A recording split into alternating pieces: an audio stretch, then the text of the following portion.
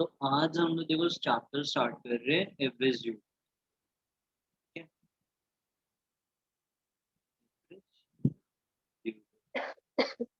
और देखो इसका क्या मतलब क्या है ना इस चैप्टर का, इसकी क्या मतलब ये चैप्टर है क्यों ये समथिंग।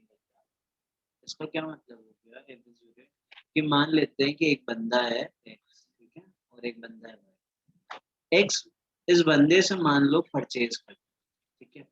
मान लेते हैं कि हर 10 दिन या 15 दिन में परचेज करता है या एक महीने में परचेज करता ही करता है, ठीक है। Credit basis.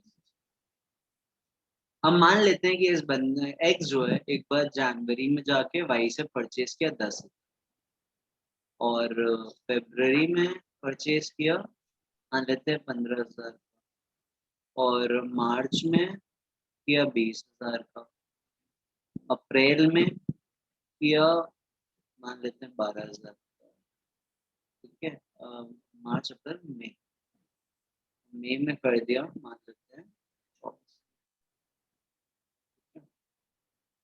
अब हुआ क्या कि ये जो बंदा है मान लेते हैं क्रेडिट बेसिस में देता है, ठीक है। यह होता है ना कि एक बार में ही पहले ही पैसा पकड़ा होता है ना कि एक बार, अब कौन बैठ के इतने टुकड़ों में पैसा दे इसको हर एक बार जाके, मतलब होता है ना। अब होता है ना कभी कभार जब बहुत बड़ी बड़ी डीलिंग्स होती है, तो अभी मैंने छोटे मोल लिए हैं, तो लोग बोलते हैं ना कि ठीक है माल भिजवा देना, कॉल करके बोलते हैं कि इतना ये माल भिजवा दे। अब हम लोग के पास देखो सामान तो आ जाता है, ठीक है। अब हम लोग पेमेंट उस वक्त नहीं करते हैं तुरंत। अब होता है नेक्स्ट मंथ आया, नेक्स्ट मंथ भी बोले माल भिजवा देना, वो भिजवा दिया। अब होता है ना कि तीसरे महीने में मान लो उन्होंने एक बार में होता है ना 2 या 3 महीने का बिल चुकता कर दिया एक ही बार में, होता है ना कि एक बार में ही उन्होंने पेमेंट कर दिया। होता है ना कि टुकड़ों टुकड़ों में मंगवाया, अब मान लो जनवरी में ही उन्होंने 5 बार माल मंगवाया। तो अब होता है ना एग्रीमेंट की तुम हम जितना मंगवाएंगे तुम भेज देना, और मंथ के एंड में जितना भी बनेगा हम एक बार में पेमेंट कर देंगे पूरा। तो एवरेज ड्यू डेट जो है ना ये इसी बात पे आता है कि मान लेते हैं कि ये बंदा है 10,000 का, और मान लेते हैं इसको ये अमाउंट पे करना है 2 महीने के अंदर, ठीक है, 2 मंथ। उसको इसमें भी मान लेते हैं कि उसको मिला है कि उसको 2 महीने में पे करना है। अब मान लेते हैं ये वाला अमाउंट उसको 3 महीने में पे करना है, और ये वाला इसको 4 महीने के अंदर पे करना है, और लास्ट वाला 1 मंथ पीरियड। अब उसको मान लेते हैं एक भाई ने उसको ऐसे लिमिट दे दी है कुछ भी कि जनवरी में अगर तुम बाई कियो तो 2 महीने के अंदर ये पैसा उनको मिल जाना चाहिए, और 15,000 ये फेब्रवरी में लियो तो फिर फेब्रवरी से 2 महीने में मिल जाना चाहिए, और मार्च वाला 3 महीने में भले दे दो, अप्रैल का भले 4 महीने में दे दो, और मई में 1 महीने के अंदर अंदर पैसा चाहिए। अब हुआ क्या कि हाँ इसने क्या किया ना, अब हम लोग कहते हैं इसका एक डेट निकालेंगे कि जहां पे ये सारा का सारा पेमेंट वो उस डेट में अगर करता है तो किसी भी पार्टी को लॉस ना हो। इसका क्या मतलब हुआ, मतलब अब जैसे मान लो ये एक्स ने जब इसको पेमेंट करनी थी 10,000 कब करनी थी, 2 महीने बाद। अब मान लेते जनवरी से ले लो फरवरी, फरवरी से ले लो मार्च, मतलब इसको मार्च तक पेमेंट कर देनी चाहिए। अगर हम अज्यूमिंग कर रहे हैं 1 जनवरी को ये माल खरीदा गया है, तो 1 मार्च तक इसको पेमेंट कर देनी चाहिए 10,000, 2 महीने का अगर टाइम है तो, ठीक है। अगर यही बंदा अगर मार्च में ना करके ये सीधे सीधे जून में इसको अगर पैसा दे रहा है ये 10,000 वाला, तो इसमें बाकी जो महीना है उसमें ये इंटरेस्ट चार्ज करेगा, क्योंकि इसने लिमिट कब तक दी थी कि तुम मुझे मार्च तक पैसा। अगर ये मार्च तक पैसा नहीं देता है तो उसके बाद ये इंटरेस्ट चार्ज करना इसका बनता है, इसका इंटरेस्ट चार्ज करना बनता है, ठीक है। तो हुआ क्या कि अब मान लेते हैं यही वाला पैसा इसने, अब हम लोग की एक एवरेज ड्यू डेट मान लेते हैं, बस अभी बस ऐसे समझ लो एक एवरेज ड्यू डेट है वो जून, ठीक है। जून नहीं, हम लोग लेते हैं अप्रैल, ठीक है? अगर मान लेते हैं मार्च में इसको पेमेंट करनी थी और इसने पेमेंट अप्रैल में की, तब भी इसको एक महीने का इंटरेस्ट देना चाहिए, क्योंकि अगर अप्रैल में मान लो ये पेमेंट दिया ये 10,000, तो भी इसको एंड देना चाहिए। अगर फरवरी का देखते हैं, फरवरी से ले लो मार्च, और मार्च से ले लेते हैं अप्रैल, ठीक है। अप्रैल के मतलब कि इसको ये वाला भी पैसा कब देना चाहिए था, 1 अप्रैल को देना चाहिए था, देना चाहिए था। अब हम लोग मान लेते हैं कि ये जो ड्यू डेट आई है वो 30th अप्रैल आई, 30th अप्रैल। अभी भी इसमें एक महीने का पूरे एंड में पैसा दिया है, तो एक महीने का पूरा इंटरेस्ट लगना चाहिए यहाँ पे, इस सेकेंड वाले का भी है ना, लगना चाहिए। अब तीसरे में क्या बोला है कि मार्च का पैसा तुम कब दे दो मुझे, मार्च से अप्रैल, अप्रैल से मई से जून, ये इसका पैसा जून तक देना चाहिए। अब मान लो इसने ये वाला पैसा इसने कब दे दिया, अप्रैल में ही दे। अब ये बताओ इसको थोड़ा डिस्काउंट मिलना चाहिए इसमें 20,000। तुमने अब देखो, तुम लेट पेमेंट कर रहे हो तो तुम इंटरेस्ट चार्ज कर रहे हो, मैं तुम्हें एडवांस पेमेंट कर रहा हूँ तो तुम मुझे वो दो, होता है ना कि मुझे थोड़ा रिबेट दो, थोड़ा डिस्काउंट दो, है ना, मिलना चाहिए। ठीक है। और मान लो ये अप्रैल का इसने क्या बोला, 4 महीना। ठीक है। अगर इसने भी मान लेते हैं यही वाली पेमेंट अप्रैल में कर दी, तो फिर इसको इस पे भी क्या होना चाहिए, डिस्काउंट मिलना चाहिए। और मई वाली जो पेमेंट है इसने भी क्या कर दी, अप्रैल में पेमेंट कर दी, तो इस पे भी इसको क्या होना चाहिए, इसको डिस्काउंट मिलना चाहिए। मतलब कहने का क्या मतलब है ना कि हम लोग एक बार ही एक ऐसी डेट निकालेंगे जहां पे हमको सारी की सारी पेमेंट कर देंगे। मान लेते हैं ये एक्स ने इतनी सारी परचेज की, हम लोगों ने एक डेट निकाली जहां पे ये सारी पेमेंट कर देगा। ठीक है, सारी की सारी पेमेंट कर देगा। और इस डेट में अगर ये सारी पेमेंट करता है तो इसका कोई भी इंटरेस्ट चार्ज नहीं होगा और ना ही इसको रिबेट मिलेगा, क्योंकि कुछ कुछ जो यहाँ पे जो पेमेंट है, होता है ना कि इसको इंटरेस्ट लेना चाहिए था सामने वाली पार्टी को, और कुछ कुछ ऐसा है कि सामने वाली पार्टी को क्या देना चाहिए था, रिबेट देना चाहिए। तो हम लोग एक ऐसी डेट निकालेंगे ना, एक ऐसी डेट जहां पे किसी भी पार्टी को लॉस ना हो। लॉस ना हो कहने का क्या मतलब है कि इस वाले बंदे को कोई भी इंटरेस्ट ना देना पड़े और सामने वाले पार्टी को कोई रिबेट ना देना पड़े, ऐसी एक डेट निकाल देंगे जिससे कि इसका कंपनसेट हो जाए। कंपनसेट हो जाए कि मान लेते हैं इसको इतना इंटरेस्ट देना था, इसको इतना रिबेट देना था। ठीक है, तो ये दोनों कैंसिल हो जाए। हम लोग एक ऐसी डेट निकालेंगे जहां पे इंटरेस्ट और रिबेट दोनों सेम हो जाए। अब जहां पे ये सेम हो गया तो सामने वाले पार्टी बोलेगा ना, ठीक है तुम ऐसा करो, तुम मुझे इंटरेस्ट मत दो और मैं तुम्हें रिबेट ही नहीं दूंगा। तो जो भी अमाउंट यहाँ पे है तुम बस ये पूरा का पूरा दे दो विदाउट एनी इंटरेस्ट। मतलब बात समझ में आ रही है मैं बोलना क्या चाह रहा हूँ? एक बार फिर बोलता हूँ। एक पार्टी है एक्स और एक पार्टी है वाई। एक्स ने परचेजेस की वाई से यहाँ पे यहाँ पे यहाँ पे यहाँ पे 5 पेमेंट की। ठीक है। अब इसमें इसने एक हम लोगों ने डेट निकाली जहां पे ये क्या करेगा, सारी की सारी पेमेंट कर देगा। ये सारी की सारी पेमेंट यहाँ पे सेम डेट को, ये मान लेते हैं 5 महीने की पेमेंट जाके एक बार में ही बीच में ये पेमेंट कर दे। अब इसने पेमेंट तो कर दी। अब होता है कि मान लेते हैं कि वाई को इन दो पेमेंट में क्या देना था, रीबेट।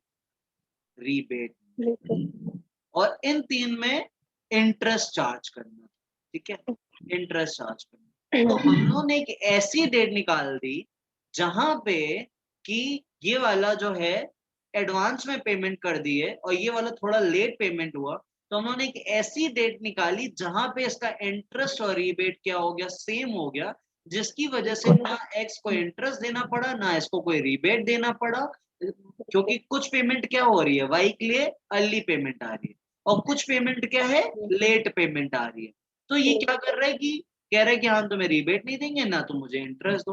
तो उस वाली डेट में क्या हो गया कि जब सब चीज कैंसिल हो गई तो सिंपली बस जितना तुम्हारा अमाउंट पे करना है वही मुझे क्या कर दो, बस एक सेम डे में मुझे इस वाले दिन सारा का सारा अमाउंट मुझे आके पे कर दो। मतलब यहाँ पे कोई झंझट नहीं। मतलब कहने का ये मतलब है कि मान लो मुझे एक सामने वाली पार्टी को कुछ अमाउंट देना है जिसमें मुझे उसमें कुछ वो इंटरेस्ट चार्ज करने प्लस मुझे कुछ उसको किसी ना किसी में डिस्काउंट देना। तो अगर मैं क्यों ना एक ऐसा काम करूं, मैं एक ऐसी डेट निकाल दूं जहां पे बस मुझे जितना पेमेंट करनी है मैं कर दूं, ना तो मुझे इंटरेस्ट चार्ज करो ना मैं तुमसे कोई रिबेट।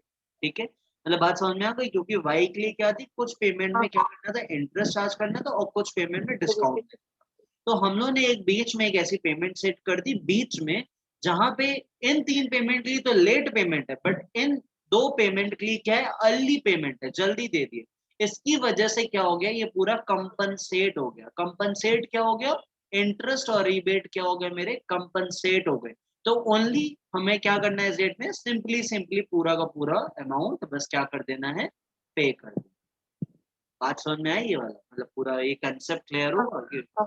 मतलब इसका एवरेज ड्यू डेट का कंसेप्ट क्या है। ठीक है, अगर मैं एक सिंपल लाइन में, अगर बुक में क्या दिया है ना, तो इस बुक में इसकी डेफिनेशन दे दी।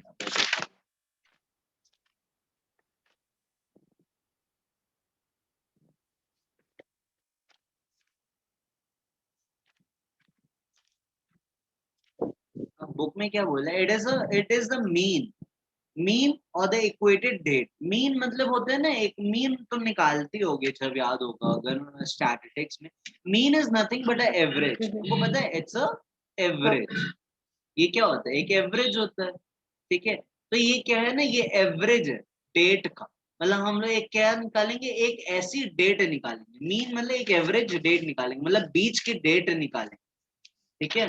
एक बीच की डेट निकालेंगे जहां पे हमें क्या करना है, on which a single total payment में बी मेड, जहां पे हमें बस एक सिंगल पेमेंट, मतलब एक बार में क्या कर देना, पूरी की पूरी पेमेंट कर देनी है, with respect to the different payments on a different date without any loss to the other party। मतलब कि हमें बहुत सारी पेमेंट करनी थी डिफरेंट डिफरेंट डेट्स में, तो हम लोग उसको एक ही डेट में क्या कर देंगे, पेमेंट कर देंगे, और ऐसी वो डेट सेट करेंगे जहां पे किसी भी पार्टी को क्या हो, लॉस ना हो। क्योंकि मान लो सामने वाली पार्टी को इंटरेस्ट लेना था और मुझे क्या था, रिबेट चाहिए था, तो वो क्या हो गया, वो एक ऐसी डेट निकालेंगे जहां पे किसी भी पार्टी को लॉस ना हो, मतलब कि ना तुम मुझे इंटरेस्ट दो, ना मैं तुम्हें रिबेट दे रहा हूँ, बस Debate। Simply simply amount. तो ये हो गया, आई गेस तुम्हें ये डेफिनेशन भी समझ में आ गई, ठीक है, हाँ क्लियर हो गया। हाँ। तो ये पूरा एवरेज ड्यू डेट का कंसेप्ट था। अब हम लोग आते हैं जैसे यहाँ पे एक क्वेश्चन, क्वेश्चन नंबर 1। एक सेकंड, एक्चुअली पता है मेरे साथ क्या हो गया है कि इलस्ट्रेशन नंबर 1 मिस हो गया, तो वो दिक्कत कर जाएगा, तो मेरे पास वो नहीं है। एक second, consider while using manufacturing dates, एक मिनट, ये इसका क्वेश्चन नहीं है, 16,000 यूनिट्स, एक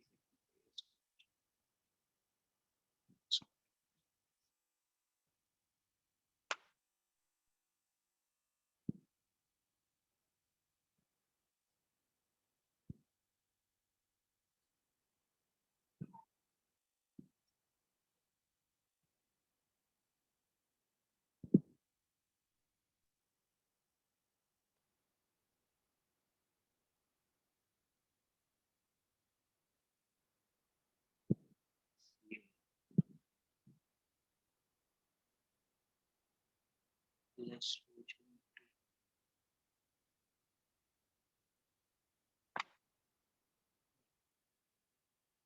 इसका भी जो है ना illustration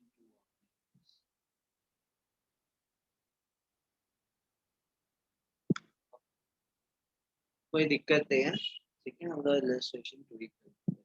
illustration वन तो बहुत ज्यादा इजी है। अब सुनो, इसका पता है फॉर्मूला क्या है, एक second बताता हूँ।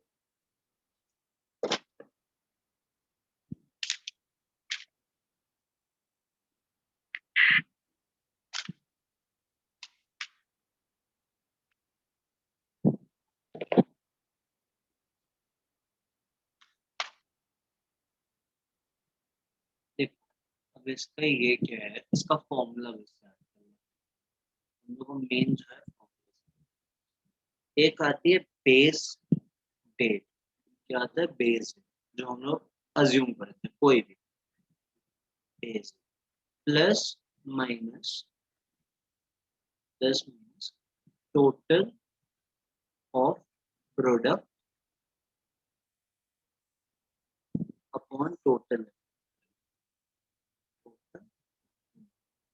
ये हमको क्या दे देगा, एवरेज। मतलब वो एक ऐसी डेट जिस पे किसी भी पार्टी को क्या होगा, लॉस।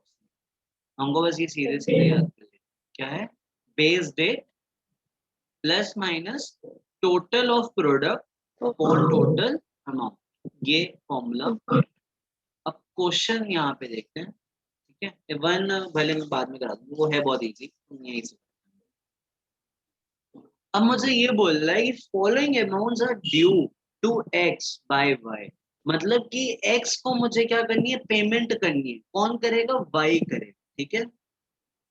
वाई किसको करेगा, एक्स को करेगा, ठीक है। एंड वाई बोल रहा है कि वाई जो है पैसा देना चाहता है कब, एक 18 मार्च को और एक 14 जुलाई को। तुम पहले इस वाले पार्ट को अब इग्नोर, ये बात, इंटरेस्ट रेट ये भी अभी, ठीक है।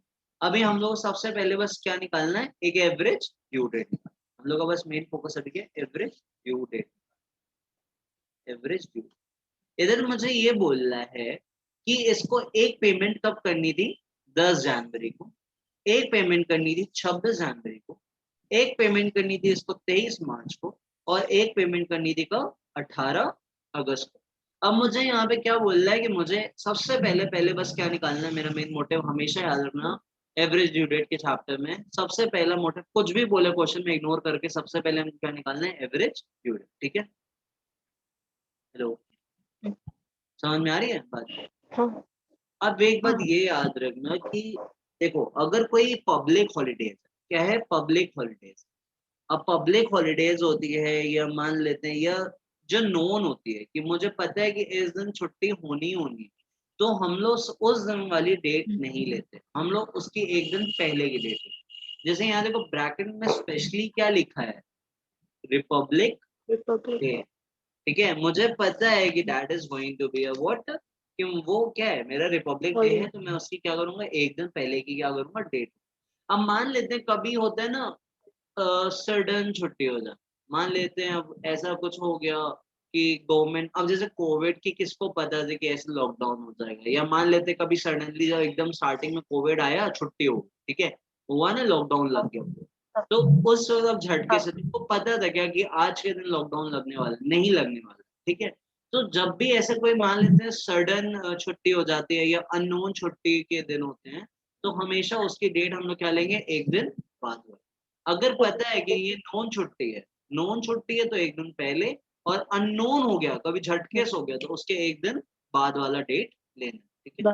अब जैसे मुझे पता है Republic day is a known, मुझे पता है ये हमेशा 26 जनवरी को होना ही होना, चाहे कोई जो कर ले, तो हम लोग यहाँ पे 26 जनवरी ना लेके क्या कर लेंगे, ड्यू डेट 25 जनवरी लेंगे। और यहाँ 18 अगस्त संडे, संडे भी हम लोग को पता रहता है कि मान लेते कोई एक पर्टिकुलर ईयर का, तुमको पता नहीं है कि इस डेट को संडे पड़ने वाला है, ये भी पता है, ये नहीं है ना कि झटके से ये अननोन है, वो तो है नहीं, ये भी मुझे पता है नोन है, तो मैं यहाँ पे कौन सी डेट लूंगा, 17 अगस्त। तो आज हम लोग पहले आंसर निकालने के लिए सबसे पहले क्या लिखते हैं, हम लोग को मेन मोटिव यहाँ होता है पहले ड्यू डेट्स। सबसे पहले हम लोग खुद यहाँ पे क्या लिखेंगे, ड्यू डेट, जो कि क्वेश्चन में दी रहेगी। क्वेश्चन में क्या है, सबसे पहले एक है 10 जनवरी, यहाँ पे लिख देंगे 10 जनवरी। फिर क्या लिखा है, 26 जनवरी, तो यहाँ 26 जनवरी ना लिख के अब हम लोग क्या लिख देंगे, 25 जनवरी। और फिर क्या लिख देंगे, 23 मार्च, फिर है 23 मार्च।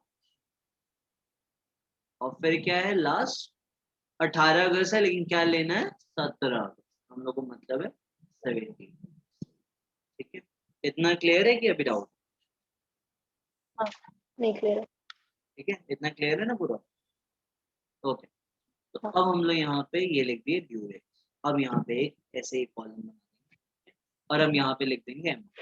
ये भी हमें क्या है, क्वेश्चन में दिया हो, क्वेश्चन में दिया है 500, 1000, 3000, 4000, 500, 1000, 3000, 4000, इसका हम लोग टोटल, और यहाँ पे एक मंडी फीस, ठीक है, कितना हो जाएगा, ये 500, 500, 5, ये क्या हो गया, 4 3 7 8, 8005, ये हो गया, ठीक है। अब हम लोग को यहाँ पे एक चीज ढूंढनी है, क्या, बेस डेट। बेस डेट पता है क्या होता है, ये तुम्हें अज्यूम करना होता है, क्या होता है, अज्यूम करना। अज्यूम कोई भी कर सकते हैं, बट हमेशा याद रखना, आंसर सबसे बेस्ट तब आता है ना, जब हम लोग सबसे पहला डेट चूज करेंगे। कौन सी सबसे पहली डेट? अब ड्यू डेट में देखो सबसे पहली डेट कौन सी है, 10 जनवरी है, 10 जनवरी है कि नहीं? तो अब हम लोग पता है क्या करेंगे, 10 जनवरी को ही क्या मान लेंगे, बेस डेट मान लेंगे, ये हमें चूज करना रहता है। तो हम यहाँ पे क्या करेंगे कि हम सबसे पहली जो भी यहाँ पे डेट होगी, पता है देखो चूज करने को कोई भी कर सकते हो, ऐसा नहीं है, बट जो सबसे इजी आंसर जो तुमको ला के देगा वो ये देगा, जो सबसे सबसे पहली डेट जो आती है, ठीक है, याद रखना। कभी कभार पता है क्या होगा, क्वेश्चन में उल्टा सीधा दे देगा, मान लेते हैं 10 जनवरी बीच में दे देगा, और 23 मार्च पहले दे देगा, जानबूझ के कंफ्यूज करने। लोग सोचते हैं ना कि जो सबसे पहले ऊपर ऊपर लिखा है वही लेते हैं, ऐसा नहीं, जो सबसे छोटी डेट होगी हम लोग बोलेंगे, ठीक है, क्लियर है। तो बेस डेट यहाँ हम लोग क्या मान लेंगे, 10 जनवरी, ये होगी 10 जनवरी। और अब हम लोग का यहाँ थर्ड कॉलम आएगा जो कि number of days from base day, from base day, और फिर यहाँ पे एक कॉलम आ जाएगा प्रोडक्ट। अब बताए number of days from the base date का क्या मतलब है कि अब मुझे बताएं इस डेट से, इस डेट से, बेस डेट से ड्यू डेट तक में कितने बीच का मतलब कितने डेट तक का अंतर है, मुझे ये लिख। अब ये बताओ 10th जनवरी से 10th जनवरी तक कितने डेज का अंतर है? Zero, zero. Number of days from the base date मतलब बेस डेट से ड्यू डेट तक, 10th जनवरी से 10th जनवरी तक कितना अंतर है? जीरो। अब 10th जनवरी से 25 जनवरी तक कितना अंतर है? 15 दिन। अब हमेशा याद रखना ना, जब भी हम लोग कैलकुलेट करेंगे ना, सेम डे को कभी नहीं लेते, सेम डे को कभी नहीं लेते हम लोग, 10th के बाद से कैलकुलेट करना स्टार्ट करेंगे। और जिस दिन मतलब मान लेते हैं ड्यू डेट क्या है 25 जनवरी है ना, तो 25 इंक्लूड होता है। होता क्या है, मान लेते हैं कि कभी हमें मान लो डेट निकालनी है, फॉर एग्जांपल आज मान लेते हैं 13 है, ठीक है, आज मान लेते हैं 13 है। अब मुझे निकालना है कि 21 जनवरी तक कितने बीच में कितने दिन। आज 13 है और मुझे निकालना, मान लो आज 13 है और बस मुझे 21 तक जाना कि कितने डेज, 13 को नहीं लेंगे, ठीक है। 13 के बाद कितने दिन आएंगे? 8 दिन आते। 21 को लेकिन गिनेंगे, 21 को गिनेंगे, मान लो 21 को ड्यू डेट है, मतलब 21 तारीख को पे करना है, 21 को जरूर गिनेंगे बट 13 को नहीं गिनेंगे। मतलब कि जिस दिन से गिनना है उस दिन को नहीं गिनेंगे, उसके बाद से गिनेंगे, और जिस दिन तक पे करना है उस दिन तक गिनेंगे, मतलब वो भी क्या होगा, इंक्लूड होगा। तो तुम बताए हमेशा ऐसे याद रखना कि मान लो 13 है ना, और 13 और 20 में कितना अंतर है? 7 का अंतर है, 7, 7। Hello, hello. 13 और 20 में कितना अंतर है? 7 दिन का अंतर है, तो ये हो गया 7। और 21 क्या है? 1 है, तो प्लस 1, ठीक है। हमेशा बस ऐसे इसको माइंड में कैलकुलेट करो। फॉर एग्जांपल चलो मैं तुम्हें प्रैक्टिस कराता हूँ। आज मान लेते हैं 16 है और मुझे जाना है 25 तारीख, तो 16 और 20 में कितना अंतर हो? 4 दिन हो गए, 16 और 20 4 दिन, ठीक है, 4 दिन। और मुझे कहाँ तक जाना है? मान लो 26 तक। तो अब 20 और 26 में कितने दिन हो गए? 6 दिन हो गए, तो टोटल कितने दिन हो गए? 10 दिन। अब फॉर एग्जाम्पल चलो मैं अब दूसरा कहता हूँ, आज ले लेते हैं 3 तारीख, ठीक है, 3 नहीं चलो 2 तारीख। आज 2 तारीख और मुझे जाना है 23। आज है 2 और जाना है 23। 2 और 10 में कितना अंतर है? 8 दिन का अंतर है, 8 दिन, तो ये 8 दिन गिन। और फिर 10 और 20 में कितना अंतर है? 10 दिन का, ठीक है, तो 10 + 8 कितना हो गया? 18 हो गया। अब 20 के बाद 23 तक का कितना अंतर है? 3 दिन, तो 18 + 3 कितना हो गया? 21। तो नंबर ऑफ डेज क्या हो गए? 21। हमेशा बताए कि अगर ना उस एक 10 तक आ जाए ना, उसके बेस से देख लेना कितने दिन है, ठीक है, उसको ऐड करते करते करते बस निकल जाए, ठीक है, ओके। अब यहाँ पे देखो ये हो गए 15। अब मुझे 10th जनवरी से कहाँ तक जाना है? 23 मार्च तक देखना है कितनी डेट है। अब तुम बताए 10th को छोड़ दो, जनवरी में 31 डेज होते हैं, 31 डेज। हेलो, जनवरी में 31 डेज। तो अब 10th जनवरी हो गया, अब मान लो 20th तक कितने डेज होंगे? 10 डेज। 20th से 30 डेज कितने हो गए? 10 डेज। तो कितने हो गए टोटल? 20 डेज प्लस 31 मार्च कितने हो गए? 21 डेज। टोटल कितने हो गए? 21 हो गए, क्योंकि 31 तक होता है ना, जनवरी कितना होता है? 31 डेज का होता है। ये था 10th जनवरी। अब 10th जनवरी के बाद से हमको लेना क्या लेना है? 10th जनवरी के बाद से लेना है। मतलब कि 10th जनवरी से 20th तक हो गए 10 दिन, ये हो गए 10। 20th से हो गए 30th तक 10 दिन, और एक 31 हो गया, मतलब ये प्लस टोटल कितने हो गए? 21, ठीक है, ये हो गया 21। अब मुझे जाना कहाँ तक था? I have to see till 23rd March. तो मुझे 23rd मार्च तक जाना, मतलब फेब्रवरी क्या होगा? पूरा इंक्लूड होगा। और फेब्रवरी कितने डेज का होता है? 28 डेज का, तो यहाँ पूरा का पूरा 28 गिना। अब मुझे कहाँ तक जाना है? मार्च तक का 23 तक जाना है। तो यहाँ पूरा 23 इंक्लूड होगा, क्योंकि हमें 23 भी इंक्लूड होगा। मतलब जिस दिन हम लोग स्टार्ट करते हैं उस दिन वाला नहीं गिनते, उसके बाद से गिनते हैं, लेकिन जहां खत्म होगा उसको तो जरूर लें, ठीक है। मतलब मैं कह दूं, हाँ, अब मान लो एक नया मंथ है, मान लो हम पहले से ही गिन रहे हैं, और अप्रैल आ, और अप्रैल में बोला 28 अप्रैल तक खत्म हुआ, तो ये पूरा का पूरा 28 डेज इंक्लूड हो जाएगा, जैसे अभी हुआ ना। अब जैसे मान लो हम लोग स्टार्टिंग से ही कर रहे थे, अब मार्च में हाँ। आए, अब मार्च में, और मार्च में कब खत्म हो रहा है, मान लेते हैं ये मार्च में 27 को खत्म हो रहा है। तो यहाँ का कितना ऐड कर लेंगे, पूरा का पूरा 27 ऐड करेंगे, तो यहाँ कितना हो गया 23। तो टोटल नंबर ऑफ डेज कितने हो गए from the base date, 21 plus 28 plus 23, ये हो गए 72 डेज। क्लियर है इतने? इतना क्लियर हुआ? हाँ। टोटल हो गए हाँ। 72। आंसर पे आते हैं, यहाँ पे अब लिख देंगे 72। ठीक है, अब मुझे क्या बोल रहा है, अब यहाँ पे मुझे इसका निकालना है 17 अगस्त तक, मतलब number of days from base day निकालना है, मतलब 10 जनवरी से 17 अगस्त तक कितने दिन होते हैं, अब ये देखो। ठीक है, अभी हम लोग ने यहाँ पे, ठीक है, तो 10 जनवरी से ये बताओ 31 जनवरी तक 21 डेज निकाले थे हम लोग, 21 डेज से। हाँ। हाँ। फेब्रवरी में हो गए पूरे 28, ठीक है, मार्च में हो जाएंगे 31 पूरे के पूरे, अप्रैल में होते 30। हैं 30 पूरे हो जाएंगे, अप्रैल हो गया, मई में होते हैं 31 पूरा हो जाएगा, मई भी हो गया, जून में हो, जून में होते हैं 30 पूरा हो जाएगा, जुलाई में हो कितना होता है 31 ये पूरा हो जाएगा। और अब हमें अगस्त तक गिनना है, अगस्त में कहा 17 तक, तो ये पूरा का पूरा 17 ऐड हो, ठीक है, प्लस 17 प्लस 7, तो टोटल नंबर अब इसको हम लोग ऐड कर लेते हैं, 21 plus 28 plus 31 plus 30 plus 31 plus 30 then 31 plus 17, ये आ रहा है 219।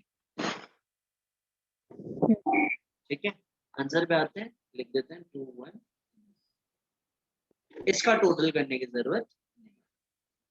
अब मुझे क्या करना है ना, इस अमाउंट को इस नंबर ऑफ डेज से क्या करना है, मल्टीप्लाई, एंड मुझे प्रोडक्ट से, मतलब 500 इंटू 0 होता है 0, 1000 इंटू 15 होता है 15, 72 इंटू 3000 ये हो जाएगा 2,16,000, और फिर 219 इंटू 4000, 4000 इंटू 219 ये आ जाएगा 8,76,000।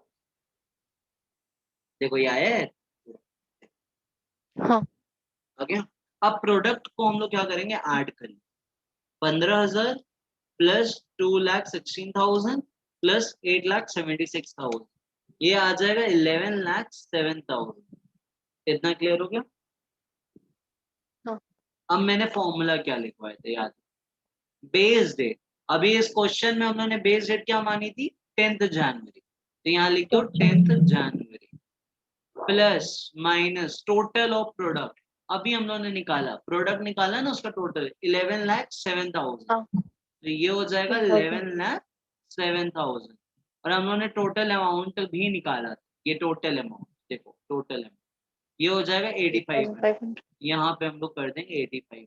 ठीक है, अब यहाँ पे क्या हो जाएगा 10 जनवरी प्लस माइनस 11,07,000 को डिवाइड कर दो 85, ये आ जाएगा देखो 130.23 आएगा।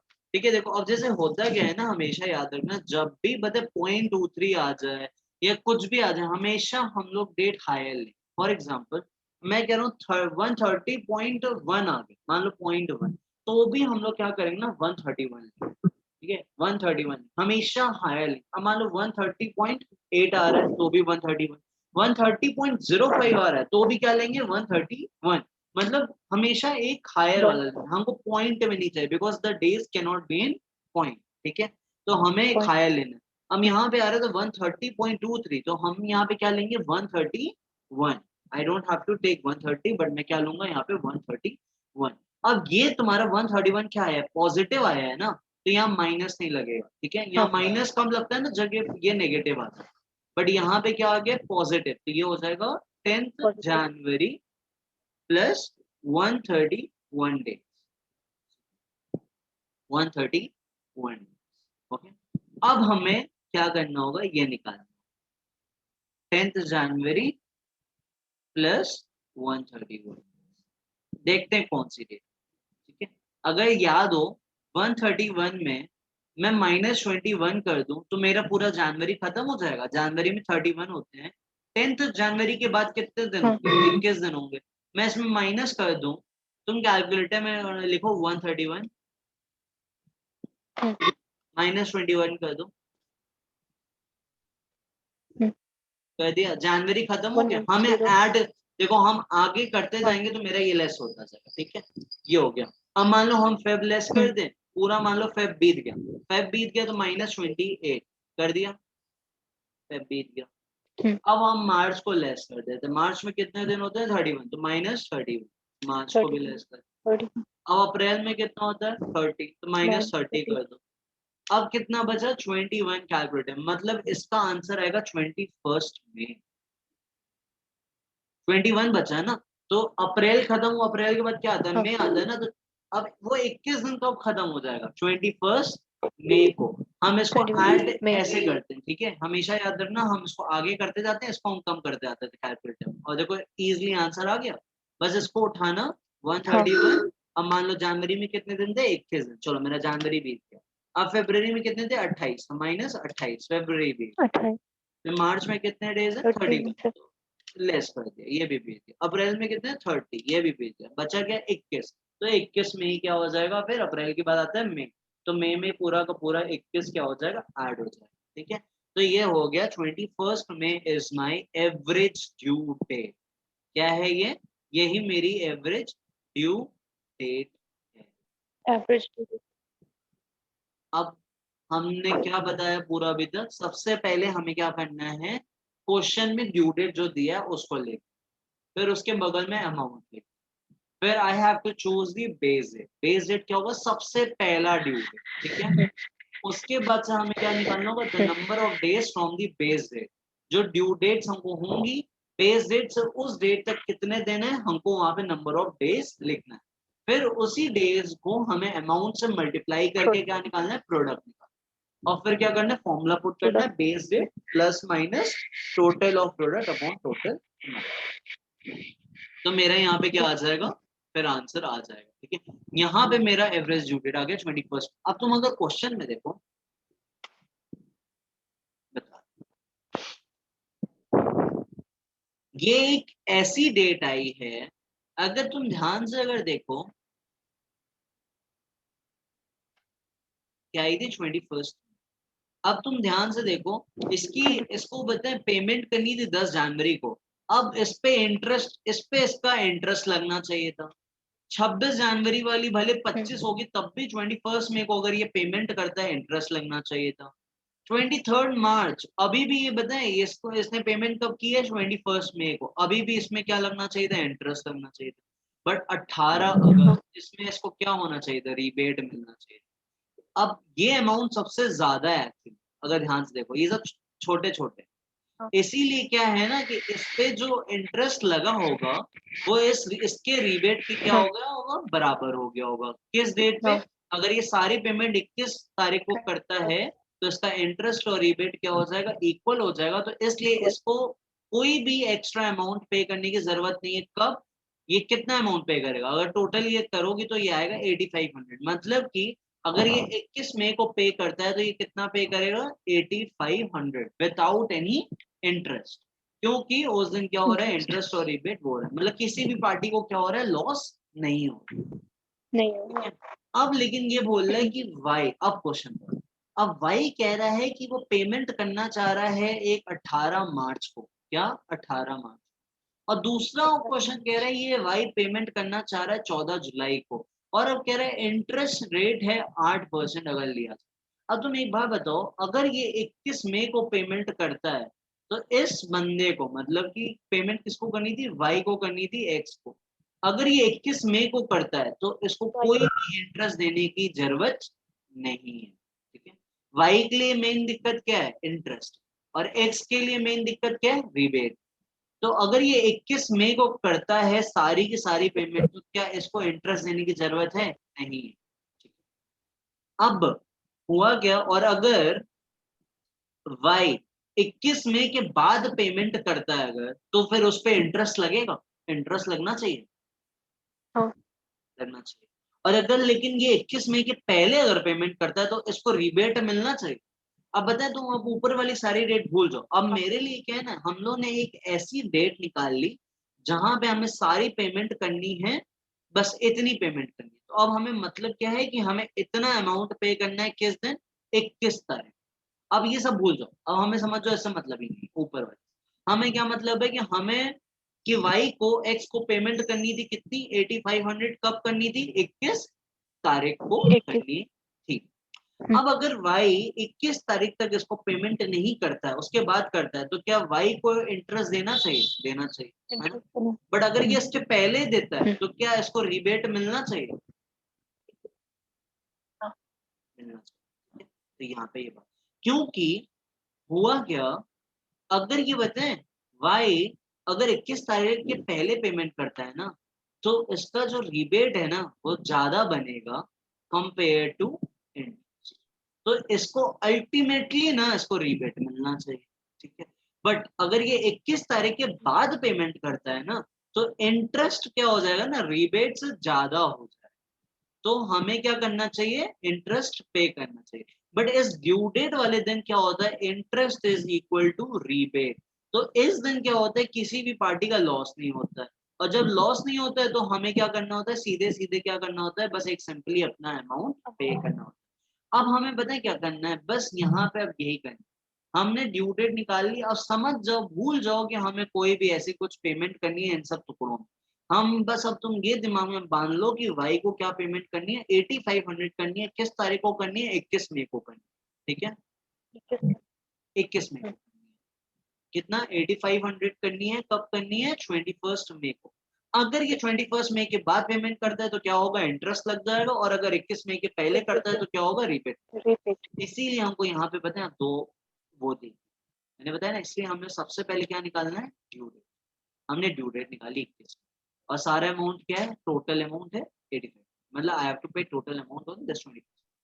अब इसने अगर 18 मार्च को पेमेंट कर रही है तो इसको रिबेट मिलना चाहिए, क्योंकि 18 मार्च इज जल्दी है, 18 मार्च क्या है, जल्दी है।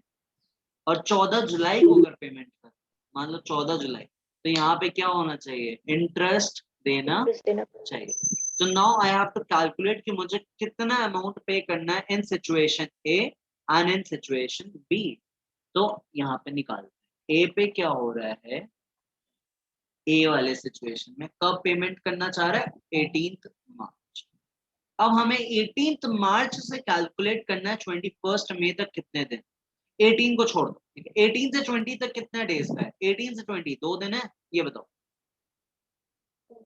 तुम ऐसे कंफ्यूज नहीं होगी, पता है, ऐसे कंफ्यूज नहीं होगी। 18 से 20 कितना, 20 माइनस 18 कितना होता है, 2 होता है। हेलो, अब 20 से 30th कितने डेज हो गए, 10 हो गए, और +1 31 मार्च +1, ठीक है। मार्च खत्म हो गया, मार्च खत्म हो गया, ओके। मार्च के बाद क्या आया, अप्रैल आया, अप्रैल पूरा आएगा, हमें कहाँ जाना है, मई तक जाना है, अप्रैल पूरा हो, और मई हम लोग 21 पूरा लें, क्योंकि जहां तक जाते हैं वो पूरा इंक्लूड होता है, ठीक है। तो पूरा का पूरा 21 यहाँ पे। तो टोटल कितना हो गया मेरा, 2 + 10 + this, ये 13 हो गया, 13 + 30, 30 + 13 हो गया 43 + 21, ये मेरा आ गया 64 डेज।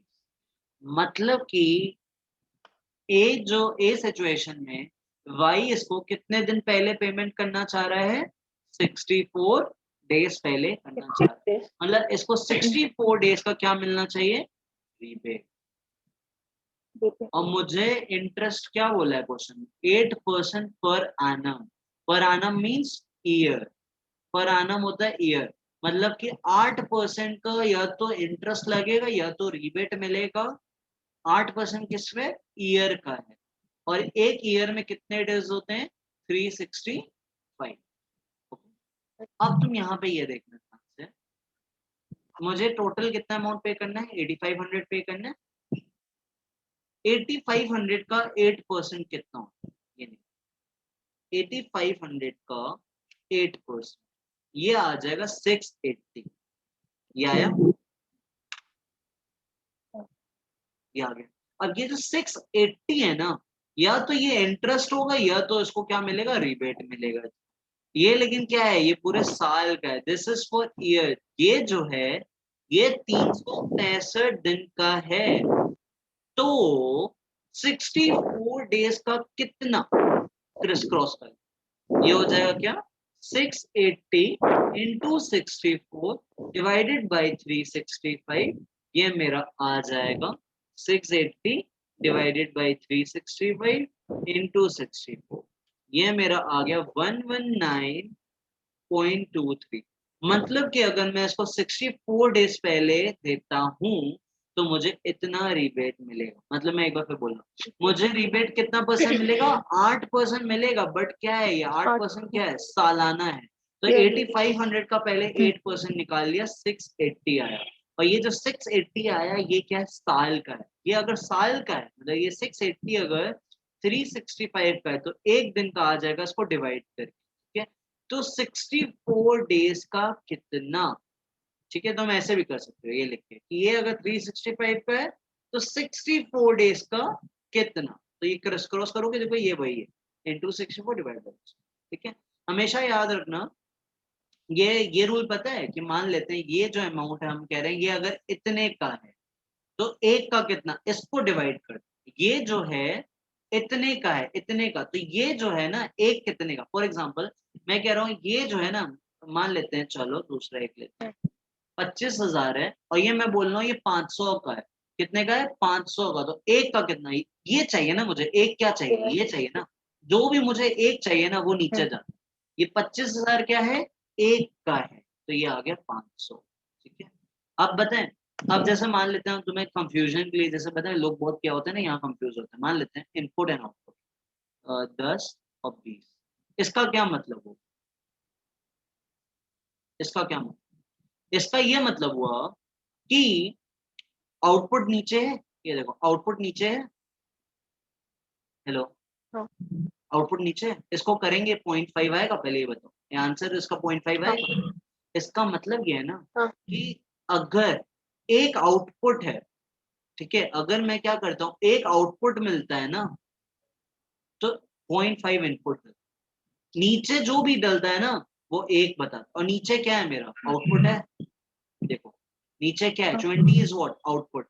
तो नीचे जो भी रहता है ना वो मुझे क्या मिलता है, एक मिलता है, हमेशा एक मिलता है। मतलब एक आउटपुट के लिए मुझे कितना इनपुट डालना होगा, 0.5।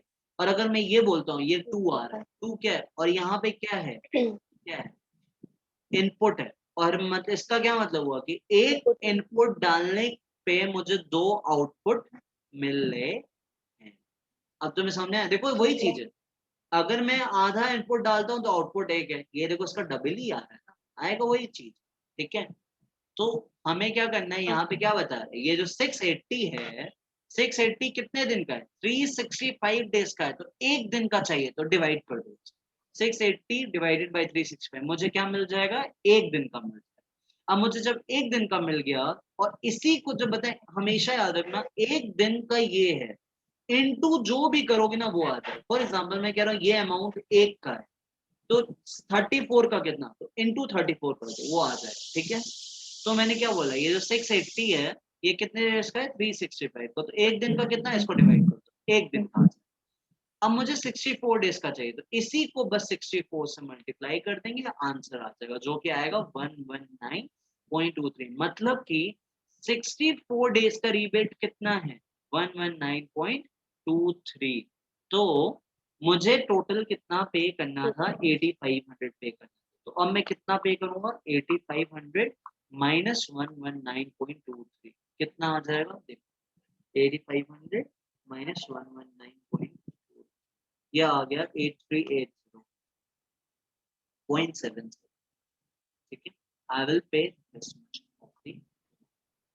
बात समझ में आई ये वाली, हाँ डाउट है कि बताओ कि क्लियर, नहीं नहीं क्लियर। क्लियर। अब देखो यहाँ पे और क्या हुआ है। अब कब बोल रहे हैं, 14 जुलाई को अगर पेमेंट, तो 14 जुलाई को अगर पेमेंट करते हैं तो पहले तो हम लोग ये देखेंगे कि ड्यू डेट कब थी, 21 मई। तो 21 मई से जुलाई तक देख लेते हैं कि कितनी होती है, एक सेकंड।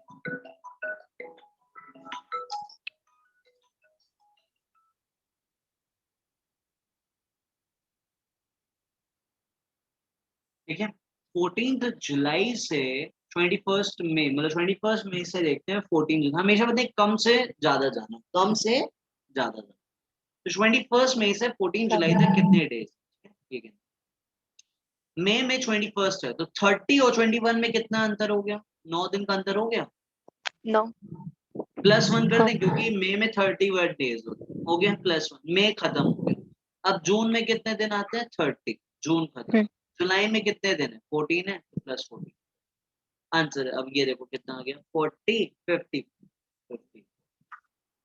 मतलब कि अगर मैं 14 जुलाई को पे करता हूं तो मुझे इंटरेस्ट पे करना पड़ेगा, और इंटरेस्ट कितने दिन का पे करना होगा? 54 डेज। 4 डेज का। मुझे 8500 पे करना था, इंटरेस्ट लगेगा तो अगर 8%, तो इसका 8% होता है 680। बट ये तो साल का है, तो एक दिन का कितना? डिवाइड बाई 360, एक दिन का। तो 54 डेज का इंटरेस्ट कितना? 680 क्या है? साल भर का इंटरेस्ट है, तो एक दिन का कितना? डिवाइड कर देंगे, मेरा क्या आ जाएगा? एक दिन का इंटरेस्ट। अगर एक दिन का इंटरेस्ट आ गया तो 54 डेज का कितना? इनटू 54। तो ये मेरा क्या आ जाएगा? 54 डेज का इंटरेस्ट 680 डिवाइडेड बाई 365 इनटू 54। सो ये आ रहा है 100.60। ठीक है, 6027। तो इसको 603 कर दो, या मतलब इसको हटा दो। ठीक है, तो यहाँ पे मुझे कितना पेमेंट करनी होगी? 8500 तो करनी ही करनी होगी, प्लस मुझे 100 रुपीज क्या देना होगा? 100.6 ले लो। मुझे इतनी क्या करनी होगी, मतलब कि 9500.6 रुपीज की क्या करनी होगी मुझे? एक मिनट, सॉरी, 8600.6 की क्या करनी होगी? पेमेंट करनी दे दिए अमाउंट। ड्यू डेट कब है? एक है 3 जुलाई को, और एक है 2 अगस्त को, और एक है 11 सितंबर। और मुझे अमाउंट कितना दे रहा है? 500, 800 एंड देन देयर इज 1000। तो मुझे यहाँ पे ऐसे ये दे दिया। ठीक है, यही क्वेश्चन, और मुझे क्या निकालना है यहाँ पे? Average due date. ठीक है, अब मुझे मतलब क्या था? इसी से मतलब था, ड्यू डेट से मतलब है, याद रखना, बस ड्यू डेट से। और मुझे यहाँ ड्यू डेट दिया, अमाउंट भी दिया। अब मुझे क्या निकालना होगा? Number of days from base date. Date. Base date सबसे पहले देखो इसमें क्या, 3 जुलाई आता है, 3 जुलाई। हाँ और हमेशा पहले वाला तो 0, बिकॉज बेस डेट और उसमें पहले वाला ड्यू डेट जो माने हम लोग, वो तो सेम है, 0। ठीक है, और 3 जुलाई से 2 अगस्त तक हमें क्या करना है? कैलकुलेट करना। अब बताएं, सुनो, अब हम लोग क्या करेंगे? कॉपी नहीं उठाएंगे ना पेन उठाएंगे, सीधे उठाना है कैलकुलेटर, बिकॉज एग्जाम में हमें करनी है स्पीड। अब बस मुझे ये बताओ, 3 से 10 जुलाई तक कितने डेज का अंतर है? 7 दिन का अंतर है, 7 तो हाँ 7 लिख कैलकुलेटर 7। ठीक है, ठीक है, 10 जुलाई तक हो गया। अब ये बताओ 10 से पूरा 31 जुलाई तक में कितने डेज है? 21 डेज और आएंगे, तो 7 + 21। हाँ ठीक है, 28 हेलो, हाँ भाई, हाँ भाई मैं आधे घंटे में। ठीक है,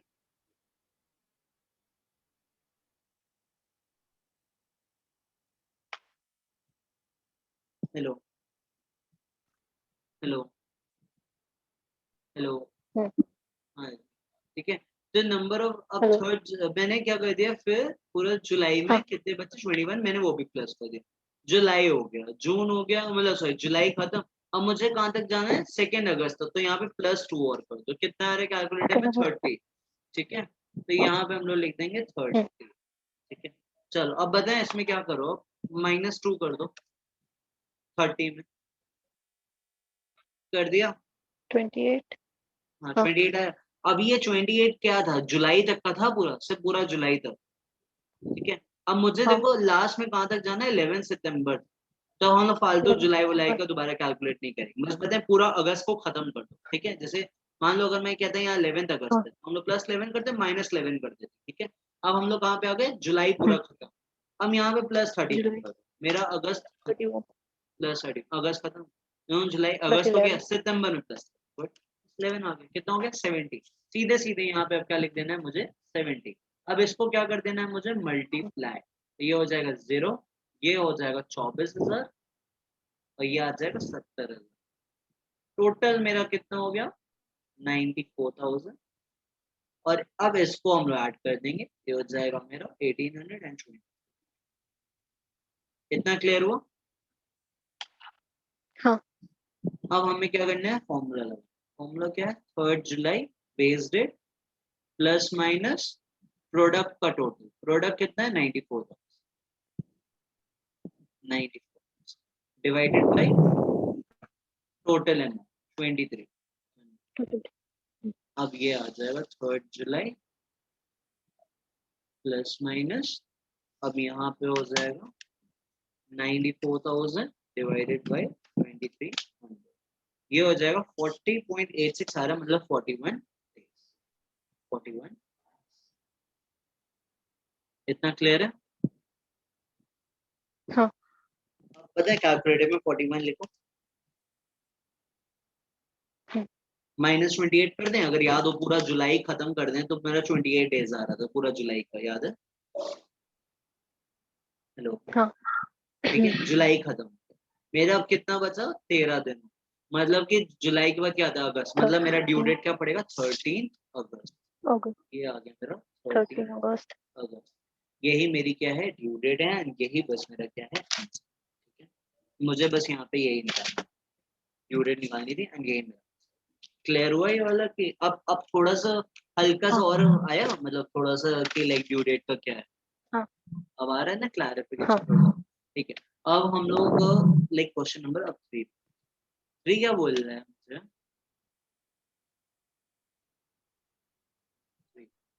3 में बता मुझे यहाँ पे डेट ऑफ बिल दी है, क्या दिया है date of bill, but I don't need date of bill, मुझे इसकी जरूरत नहीं, लिख दे रहे हैं डेट ऑफ बिल। ठीक है, ये लिखो, फिर यहाँ पे मुझे निकालना होगा ड्यू डेट, ऐसा करते हैं यहाँ पे एक ये भी है पीरियड, पीरियड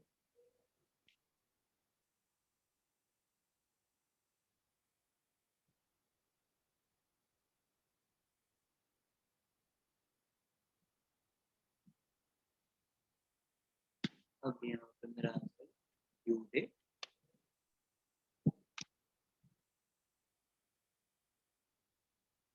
यहाँ पे amount,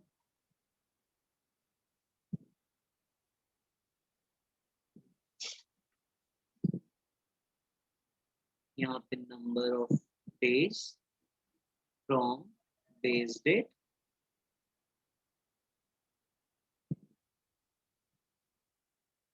लास्ट में देखो यहाँ पे लंबा क्या हुआ है ना, मुझे पहले यहाँ पे बताइए ये नहीं बोल रहा है कि मुझे इस दिन पे करना है, मुझे क्या बोला है ये बिल की रेट है, और मुझे क्या बोल रहा है टर्म या पीरियड मुझे क्वेश्चन में दिया, मतलब कि मुझे मैंने इस दिन क्या किया था बिल किया, और मुझे ये कब देना है 3 महीने बाद देना है, मुझे कब देना है ये चीज 3 महीने बाद, ये मैंने कब किया 22 अक्टूबर को मैंने बिल बनवाया, और ये मुझे पेमेंट कब करनी है 60 दिन बाद। तो याद रखना किसी किसी क्वेश्चन में जब ड्यू डेट दिया हो ना, मतलब मुझे उस दिन क्या करना है पैसा देना है, और इस क्वेश्चन में क्या दिया मुझे डेट ऑफ बिल दिया, मुझे ये नहीं दिया मुझे इस दिन पैसा देना है, मुझे ये बता दिया कि इस दिन डेट ऑफ बिल है और इतने टर्म है, मतलब इतने महीने या इतने दिन बाद मुझे क्या करना है पैसा देना है, और मुझे सामने सामने क्या दे दिया अमाउंट दे दिया कि इतना पे करना है। ठीक है, और नीचे दे दिया फेब्रुवरी को अज्यूम कर लेना कितने दिन है 28 डेज, मतलब मान लेना कि लीप ईयर नहीं है। ठीक है, हमेशा याद रखना कि कुछ भी ना दिया हो फेब्रुवरी का तो लिख देना assuming the February of 28 days, अगर क्वेश्चन में ना दिया। 20 days। तो यहाँ पे सबसे पहले हम लोग ये लिख देते हैं अपना जो हमने टेबल। ठीक है, एक है अगस्त 10, फिर अक्टूबर 22, 10 अगस्त, 22 अक्टूबर, ठीक है, 4 दिसंबर, 4 दिसंबर, एंड देन जनवरी 14 मार्च, जनवरी 14 जनवरी 14 मार्च भी था ना, मार्च टू 14, 14। अब ये याद रखना, ये जो है ये 19 का है, 2019, 2019, 2019, 2020, ये 2020। अब मुझे पीरियड यहाँ पे क्या, ये लिख देते हैं। पहले 3 महीना है, फिर 60 डेज है, फिर यहाँ पे 3 मंथ्स, 60 डेज, यहाँ पे 2 मंथ्स, और फिर 60 डेज, फिर 2, यहाँ पे फिर 60 डेज, फिर 2। अब मुझे क्या निकालना है, ड्यू डेट। अब याद रखना, ड्यू डेट जब तुमको मंथ वाइज दिया हो ना, यहाँ पे क्या दिया हो, मंथ वाइज। जब मंथ वाइज दिया हो ना, तो ये बड़ा सिंपल हो जाता है इसका, बड़ा सिंपल। सिंपल क्या है यहाँ पे, सीधे सीधे बताएं, अब हमें ऐसे चलना है, 10 अगस्त से लेके 10 सितंबर तक 1 महीना, 10 सितंबर से लेके 10 अक्टूबर तक 2 महीना, 10 अक्टूबर से लेके 10 नवंबर तक 3 महीने, प्लस 3 दिन कर देते नवंबर हैं तक ग्रेस, 3 महीने। प्लस 3 दिन करते हैं ग्रेस। मतलब मेरी यहाँ पे ड्यू डेट क्या आ जाएगी, 13 नवंबर, 13। क्लियर हुआ? मैं एक बार फिर से बोलूं कि क्लियर है? नहीं, एक बार फिर से। फिर से बताओ, ठीक। देखो यहाँ पे सीधे सीधे क्या करना है, 10 अगस्त से एकदम सिंपली ले जाना है, महीने बस ऐसे ही कैलकुलेट करते हैं, एक महीने से लेके सेम डेट तक दूसरे महीने, मतलब 10 अगस्त से लेके 10 सितंबर तक 1 महीना हो गया, 10 सितंबर से लेके 10 अक्टूबर तक 2 महीने हो गए, 10 अक्टूबर से 10 नवंबर तक क्या हो गया, 3 महीने हो गया। पीरियड क्या बोला, 3। याद रखना, जब भी मंथ वाइज 3 होगा महीने। हमें 3 दिन ग्रेस भी ऐड करो, तो 10 नवंबर प्लस 3, मतलब कि 10 के बाद 11, 12, 13, तो 13 नवंबर क्या आ जाएगा मेरा 13। हाँ ड्यू डेट, ये हो गया। हाँ। ठीक है, अब आते हैं हम लोग डेज। अब डेज में कैसे हो जाएगा, 22 अक्टूबर है, 30 माइनस 22 करेंगे, 8 आएगा, 8, मतलब 30 अक्टूबर तक हो गया। मैंने ऐसे ही सिखाया था, 22 और 30 में क्या, 8 दिन का, प्लस 1 कर दें, क्योंकि अक्टूबर इज ऑफ 31। ठीक है, मैंने कर दिया, अक्टूबर खत्म। हाँ। ठीक है, अक्टूबर खत्म, और यहाँ पे कितने दिन हुए हैं अभी, 9 दिन हुए हैं, और मुझे टोटल कितने दिन ऐड करने हैं, 60 दिन ऐड करने हैं। ठीक है, अक्टूबर खत्म, नवंबर कितने दिन का होता है, 30 होता है, प्लस 30 कर 30। कितने दिन हो गए, 39 डेज हो गए कैलकुलेटर में। अब मुझे और कितना चाहिए, 21 डेज, मतलब 21 दिसंबर मेरा क्या आ रहा है, एक मैंने सही लिखा है ना, देख यस,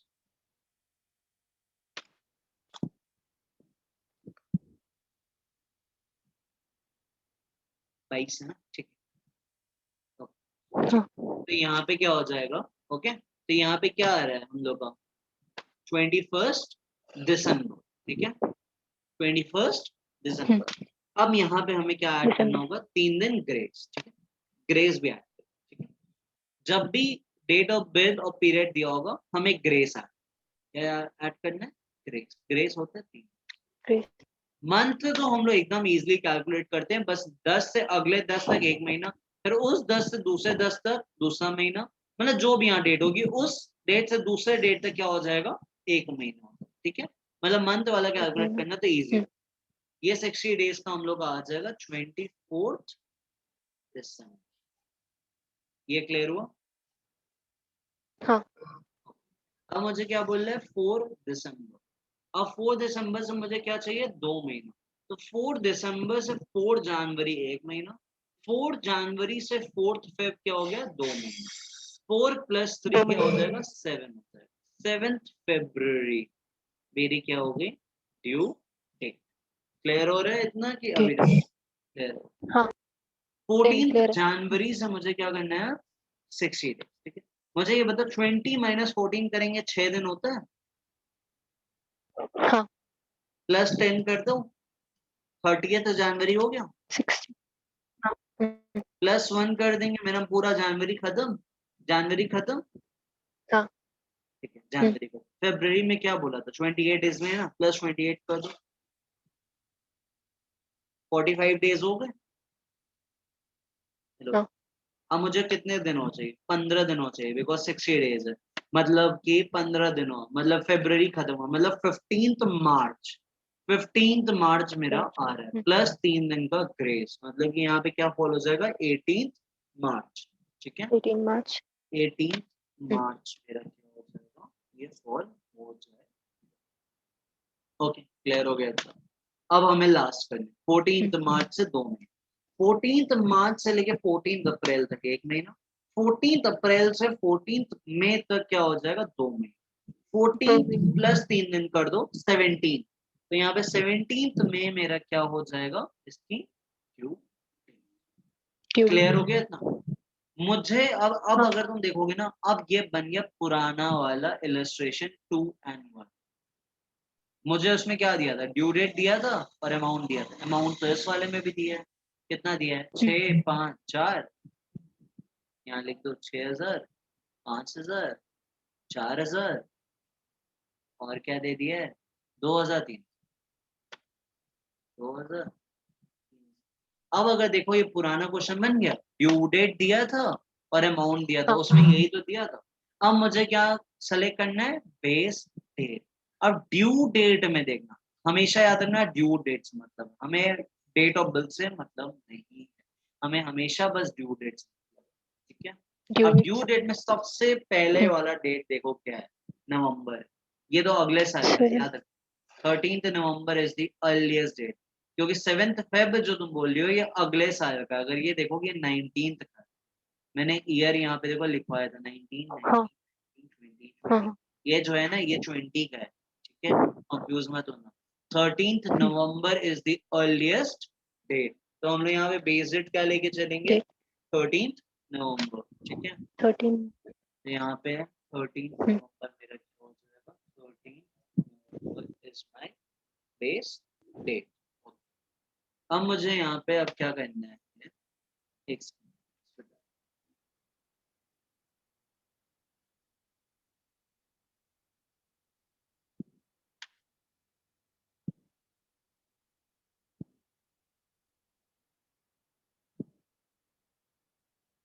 ठीक ओके। तो यहाँ पे मैंने क्या बताया अभी, ड्यू डेट था मुझे 13 नवंबर से ओके। अब मुझे पहला ये हो जाएगा 0 बेस डेट से नंबर ऑफ डेज।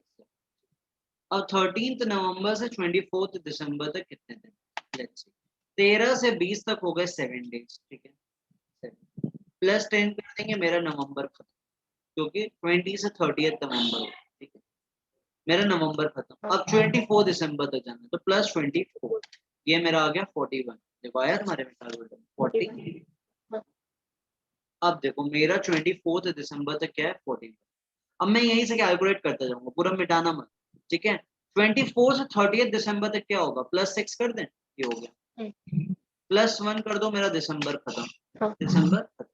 जनवरी में कितने दिन होते 31 + 31 कर दो, जनवरी खत्म। अब +7 मेरा 86 आ जाएगा ये, ठीक है ये क्लियर ओके। मैंने फेब तक आ गए, +7 किया था, चलो -7 कर दें, फेब को खत्म कर दो, खत्म कर दिया फेब, लो अब +28 करके फेब को खत्म कर दो, +28 फेब खत्म, ठीक है +18 कर दो तो मेरा 18 मार्च तक आ जाएगा 125 120, ये आया ओके। अब -18 करके पहले मार्च को खत्म कर दो, कर दिया +31 करके अब मार्च को आगे कर दो, हो गया मार्च खत्म। +30 करके अप्रैल खत्म करो, अप्रैल भी हो गया अप्रैल। अब मुझे अब कहाँ तक आना है 17 में, मतलब +17, ये मेरा हो गया 185, ये 125 था, ये हो गया 180, ठीक है क्लियर हुआ इतना। अब प्रोडक्ट निकालते, ये हो जाएगा 0 5000 इंटू 51, ये हो जाएगा 2,05,000, फिर आ जाएगा 4000 इंटू 86, ये हो जाएगा 3,44,000, फिर हो जाएगा 2000 इंटू 125, ये मेरा हो जाएगा 2,50,000, फिर क्या हो जाएगा 3,000 इंटू 1, ये मेरा आ जाएगा 5,55,000। हम मेरा ये टोटल कर लेते हैं अमाउंट का और उसका। तो मेरा अमाउंट होता है टोटल हो गया 10, 15, 20। ये तो मेरा 20 एंड ये देख लेते हैं 2,05,000 प्लस 2,44,000 प्लस 2,50,000 प्लस 5,55,000। ये हो गया मेरा 13,54,000।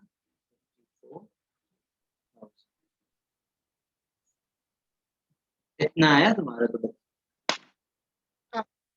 आ गया। तो अब सीधे सीधे अब हमें क्या हाँ। करना है यहाँ पे फॉर्मूला लगा। मुझे क्या करना है फॉर्मूला। बेस रेट क्या माना था हमने। 13 आ रही है स्क्रीन। Hello hello hello. हाँ स्क्रीन आ रही है। हाँ हाँ ओके तो 13 नवंबर क्या माने थे बेस रेट। यहाँ पे लिख देंगे 13 नवंबर प्लस माइनस क्या हो जाएगा 13,54,000 13,54,000 और अमाउंट था 20,000।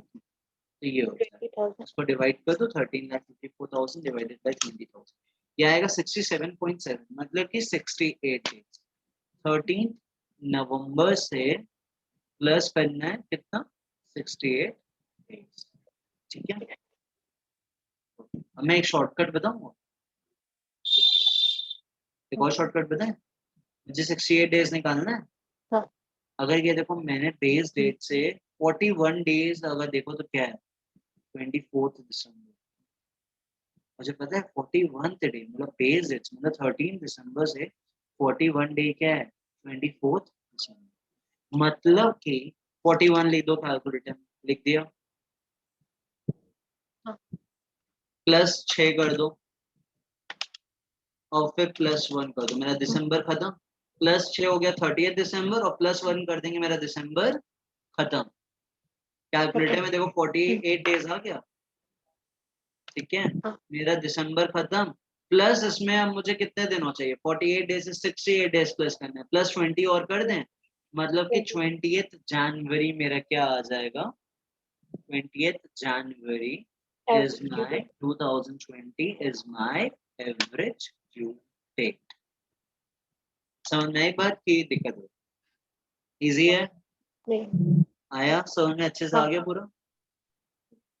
ठीक है तो यहाँ पे ये था अब थोड़ा क्लियर हो रहा है पहले से क्योंकि हमें बताए बस मतलब किससे ड्यू डेट बस ड्यू डेट से मुझे निकालना है बेस डेट अमाउंट दिया होगा क्वेश्चन में ड्यू डेट निकालने का पूरा तरीका होगा मतलब अगर ड्यू डेट नहीं दिया है तो मुझे ये दोनों जरूर देगा डेट ऑफ बिल और पीरियड ड्यू डेट निकालेंगे ड्यू डेट और अमाउंट रहेगा फिर number of days on the base date क्या होगा सबसे पहली डेट ड्यू डेट की इसमें से हम लोग क्या कर देंगे बेस डेट निकाल के क्या करेंगे प्रोडक्ट निकाल लेंगे और फिर सीधे सीधे क्या कर देंगे फॉर्मूले पे पुट कर देंगे फॉर्मूला क्या होता है base rate plus minus this तुम्हें पता है माइनस का कभी रोल आएगा ही नहीं बताएं क्यों क्योंकि माइनस बताएं ये कब अप्लाई होता है व्हेन तुम यहाँ पे दूसरी डेट को मान लो मैंने तुम्हें क्या बोला था इजी तरीका क्या होता है सबसे छोटी डेट लो अब यहीं पर बताएं अगर हम 18 मार्च ले लेना as a base date answer same है बट बताएं यहाँ पे माइनस हो जाएगा यहाँ माइनस हो जाएगा यहाँ पे 0 हो जाएगा ये पॉजिटिव में आएगा तो कैलकुलेशंस ना माइनस प्लस मिक्स हो जाएगी तो मैं वो नहीं चाहता और फिर बताएं यहाँ पे तुम्हारा माइनस वाला एप्लीकेबल ऐसे नहीं तो तुम्हारा माइनस कभी लगेगा ही नहीं कब अगर तुम सबसे छोटा डेट लेती हो तो जो सबसे पहली डेट है तुम्हारा माइनस कभी नहीं आएगा हमेशा क्या आएगा प्लस आएगा तो मैं ये चाह रहा था ना फालतू कैलकुलेशंस हम क्यों करें माइनस प्लस हम काहे पंगा लें उतना जब मेरा आंसर आंसर सेम आएगा तो मत देखना हमेशा आंसर सेम आएगा हमेशा सही रहेगा बट जब मुझे पता है जब सबसे छोटी बेस रेट लेके जब मेरा आंसर सेम आने वाला है और मेरी कैलकुलेशन सिंपल रहेगी तो मेरे को तो सिंपल रखना है बाय बिकॉज आंसर गलत ना हो प्लस मेरा टाइम भी बचे फालतू मैं प्लस माइनस प्लस क्यों करूँ। ठीक है माइनस प्लस तो बल्कि कैलकुलेटर में भी तुम गड़बड़ा जाओगे कि मतलब कैलकुलेटर में भी कैसे करें हाँ। ना सिंपल अभी मैं बता दे रहा हूँ कैलकुलेटर से इसको प्लस कर दीजिए प्लस कर दीजिए प्लस कर दीजिए होता जा रहा है ना बट माइनस अब मैं कुछ बोल रहा हूँ -20 प्लस 10 फिर -12 प्लस दिस तो वो थोड़ा कंफ्यूज हो जाओगे उससे ठीक है तो वो मैं चाहता ही नहीं हूँ आंसर सब में सेम आता बेस्ट क्या रहता है, बेस डेट हमेशा क्या लेना है, सबसे पहली डेट, सबसे छोटी डेट। छोटी मीन्स ये नहीं, क्योंकि अभी जैसे देखो यहाँ पे छोटी तो 7 फरवरी थी अगर देखा जाए 13 नवंबर नहीं, मतलब जो सबसे पहली डेट है, मतलब सबसे पहली, क्योंकि ये 2019 की, ठीक है, जो सबसे पहले आई, मतलब पहले का मतलब समझ गए ना, नॉट दिस, इट्स अ नवंबर, जो भी सबसे पहली डेट है, तो यहाँ पे ये वाला होता है, ठीक है। ओके, तो मैं इलस्ट्रेशन 4, ओके अब आते हैं इलस्ट्रेशन 4। ये बताओ, तुम्हें ब्रेक चाहिए तो तुम पहले ब्रेक ले, जैसे बोलो। अब 5 के लिए ना, अब हम लोग का एक दूसरा फॉर्मूला, तो अब यहाँ पे तुम फॉर्मूला दूसरा, एक दूसरा फॉर्मूला यहाँ पे ये वाला क्या होगा, base date plus minus difference in product upon difference in. अब ये क्यों यहाँ पे हम डिफरेंस लिखें, ये अभी मैं बताऊँ क्वेश्चन के साथ, बट अभी फॉर्मूला क्या है, ये सेकंड फॉर्मूला, बस ये दो फॉर्मूला पूरे चैप्टर, ठीक है। एक फॉर्मूला क्या पढ़े थे अभी हम लोग, base rate plus minus total products total upon total amount, ठीक है। अब क्या है, base rate plus minus difference in product upon difference in amount, ठीक है। ये तो क्लियर हो गया, ऊपर प्रोडक्ट आता है नीचे अमाउंट आता है। यहाँ पे पहले क्या था, देखो अब बताए इधर क्या हो रहा है, इधर क्या हो रहा है, good sold by X to Y, और एट द सेम टाइम क्या बोल रहा है, good sold by Y to X. अब बताएं इधर क्या हो रहा है, इधर ये वाला फॉर्मूला तब लगता है ना जब दो पार्टीज के हम लोग क्या निकालेंगे, जब दो पार्टीज के हमको यहाँ पे ड्यू डेट दे और अमाउंट, ड्यू डेट दे और अमाउंट दे, और हमें दोनों का क्या निकालना होगा ना, यहाँ पे number of days on the base date और प्रोडक्ट, और यहाँ पे भी मतलब एक ही क्वेश्चन में जब दो दो बार हमें कैलकुलेट करना पड़ेगा तो ये फॉर्मूला लगेगा। अब ये दो बार क्यों कैलकुलेट करना पड़ता है, समटाइम्स क्या होता है कि मैंने बताया कि मान लो एक्स ने परचेज किया वाई से, ठीक है। अब मान लो वाई ने भी कुछ कुछ परचेजेस की एक्स से, ठीक है, उल्टा।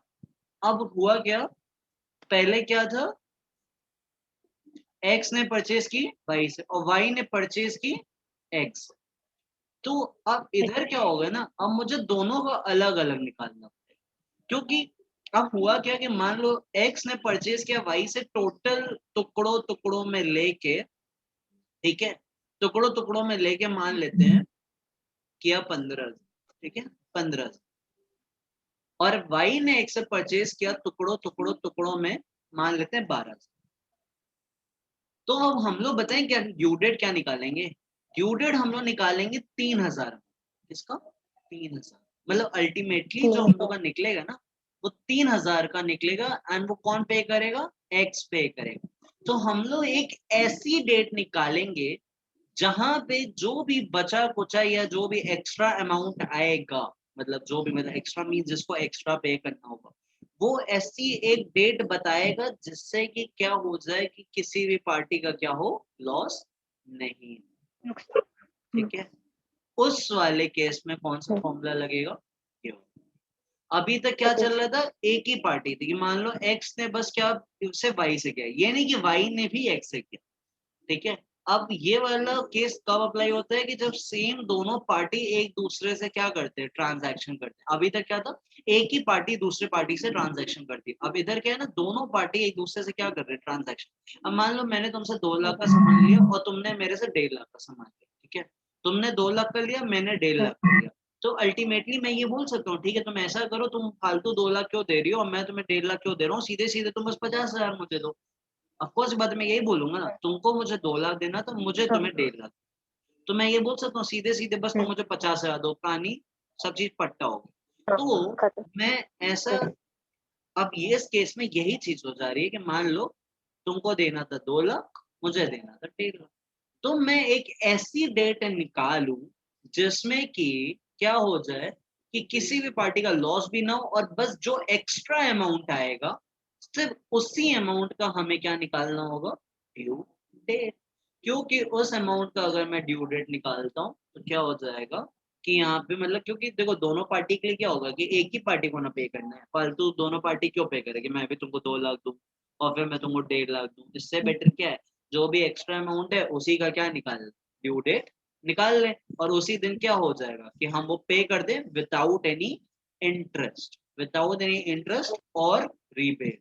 मतलब कि उस 50,000 का हमको क्या निकालना है, एक ऐसा डेट जहां पे मतलब कि क्या होता है, क्योंकि ये सब क्या हो रहा है टुकड़ों टुकड़ों में, ये भी 2 लाख एक बार में नहीं है, टुकड़ों टुकड़ों। तो हमें क्या है ना, डिफरेंस तो आ रहा है, बट डिफरेंस अब ये बताएं, कैलकुलेशन देखो तो ऐसे दिखने में कॉम्प्लेक्स हो जाएगी, बट फॉर्मूले से हम लोग के लिए तो इजी है। बट तो इसलिए बताए तुम ज्यादा ऐसे दिमाग नहीं लगाना है हम लोग को, बस हम लोग को यहाँ पे समझना है कि मेन मोटो क्या है। हमको तो पता है कि फॉर्मूला लगाएंगे आंसर आ जाएगा, हमको एक्स्ट्रा दिमाग नहीं लगाना है इतना कि पूरा फुल्ली मैथमेटिक्स नहीं बनना है। तो यहाँ पे हमें घुसना नहीं, बस हमको ऊपर ऊपर कंसेप्ट समझना है कि इसका मतलब क्या है, कि तुमको 2 लाख देना तो जो कि तुम्हें टुकड़ों में मेरे से परचेज किया, मैंने भी टुकड़ों में किया, तो क्यों ना जो एक्स्ट्रा अमाउंट है उसी का बस मुझे क्या निकाल दूं, अगर मैं ड्यू डेट निकाल दूं जिसमें ना कि जिसमें इंटरेस्ट और रिबेट क्या हो जाए, बस इक्वल हो जाए, उस वाले में ही क्या हो जाएगा, वही डेट क्या हो जाएगा, ठीक है, that will be my average due date. ठीक है, बस अब मुझे बस यहाँ पे ये ध्यान, अब मुझे ये नहीं ध्यान देना है कि क्या कैसे ये क्यों क्यों, अब मुझे ये ध्यान है क्योंकि मुझे पता है बस साफ सीधे बस मुझे फॉर्मूला लगाना है and I will get answer. मुझे प्योर मैथमेटिशियन तो बनना नहीं है, तो बस मुझे यहाँ पे सीधे सीधे ये, बस ये है कि कंसेप्ट समझ में, कंसेप्ट समझ गई, यहाँ पे कंसेप्ट क्या है, जब दोनों पार्टी क्या करते हैं ट्रांजैक्शंस करते हैं, तो मुझे क्या करना है, बस एक ऐसी डेट निकालनी है कि जो भी पार्टी एक्स्ट्रा अमाउंट जिसको पे करना है बस वो उस दिन आके पे कर दे, जिससे कि किसी भी पार्टी का क्या हो, लॉस ना हो, मतलब कि सामने वाले को ना इंटरेस्ट देना पड़े ना रिबेट देना पड़े। ठीक है, या तो यहाँ पे बस सीधे सीधे क्या है, जो ओरिजिनल अमाउंट है बस वही क्या हो देना पड़ जाए। बात समझ में आ रही है, बस मुझे वही वही क्या निकालना है, बस मुझे वही चीज निकालनी है। ठीक है, अब तुमको यहाँ पे समझ में आया, यहाँ पे difference in amount and difference in product क्यों आ रहा है, डिफरेंस क्योंकि एक्स्ट्रा वाले का मुझे क्या निकालना है, एक्स्ट्रा वाले का ड्यू डेट निकालना है। आई डोंट हैव टू क्या, उधर क्या था टोटल टोटल, क्योंकि एक ही पार्टी थी, इधर difference means minus in the amount. अब माइनस कर रहे हैं क्योंकि मुझे बस किसका ड्यू डेट निकालना है, एक्स्ट्रा वाले का ही निकालना है, तो that's why we are okay we are subtracting. तो अब देखो यहाँ क्वेश्चन में क्या है कि good sold by X to Y, X ने किसको बेचा, वाई ने, और यहाँ क्या बोल रहा है good sold by Y to X. अब देखो ये दोनों पार्टी में दोनों दोनों ट्रांजैक्शन कर रहे हैं कि एक्स ने वाई को बेचा और वाई ने एक्स को बेचा, दोनों ट्रांजैक्शन कर रहे हैं। तो यहाँ देखो क्या बोल रहा है, calculate the date upon which okay which the balance should be paid so that no interest is due either to x or y। ठीक है, मैंने बताया ना due date, average due date क्या होता है, जिसमें किसी को भी पार्टी को क्या हो नुकसान ना हो, मतलब किसी भी पार्टी को इंटरेस्ट या रिबेट ना दे। ठीक है, यहाँ पे ये नहीं बोला कि एवरेज ड्यू डेट, यहाँ पे कंफ्यूज करने के लिए क्या बोलते हैं, calculate the date upon which no interest is इधर ड्यू। अल्टीमेटली ये क्या बोलना चाह रहे हैं, तुम क्या निकालो, एवरेज ड्यू डेट। तो यहाँ पे मुझे ये निकाल, तो ठीक है, अब यहाँ पे मैं आता हूँ आंसर्स की तरफ। आंसर्स में सबसे पहले मैं निकालता हूँ, चलो y good sold by x to y। ठीक है, यहाँ पे सीधे सीधे क्या ड्यू डेट दिया है कि क्या दिया है, मुझे यहाँ देखो कुछ भी नहीं बोला है, यहाँ मुझे कुछ भी नहीं बोला है।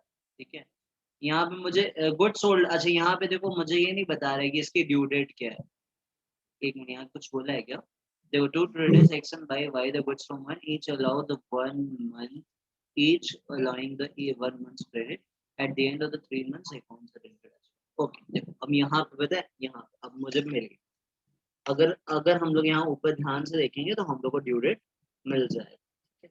यहाँ पे क्या बोल रहा है कि हर एक पार्टी क्या दे रही है, 1 मंथ का क्रेडिट दे रही है, क्रेडिट दे रही है, मतलब कि सब के लिए टेन्योर क्या हो जाएगा, मतलब पीरियड क्या हो जाएगा, 1 मंथ का हो जाएगा। ठीक है, 1 मंथ का हो जाएगा। अब बस एक बात याद रखना, जब भी इस क्वेश्चन में ये लिखो ना 1 मंथ क्रेडिट, बस क्रेडिट ये ना दिया हो या पीरियड या टेन्योर वाइज जैसे पुराने क्वेश्चंस में दे रहा था ना, लाइक यहाँ पे देखो मुझे दे दिया यूसेज ऑफ बिल या समथिंग, दूसरे क्वेश्चंस में अगर मैं आऊँ देखें, ठीक है, यहाँ पे टर्म टेन्योर, ठीक है, अगर ये ऐसे नहीं दिया है ना तो वहां पे ग्रेस नहीं देंगे, मतलब यहाँ पे ग्रेस नहीं है, there is not going to be any grace here, यहाँ पे ग्रेस नहीं होगा। Instagram.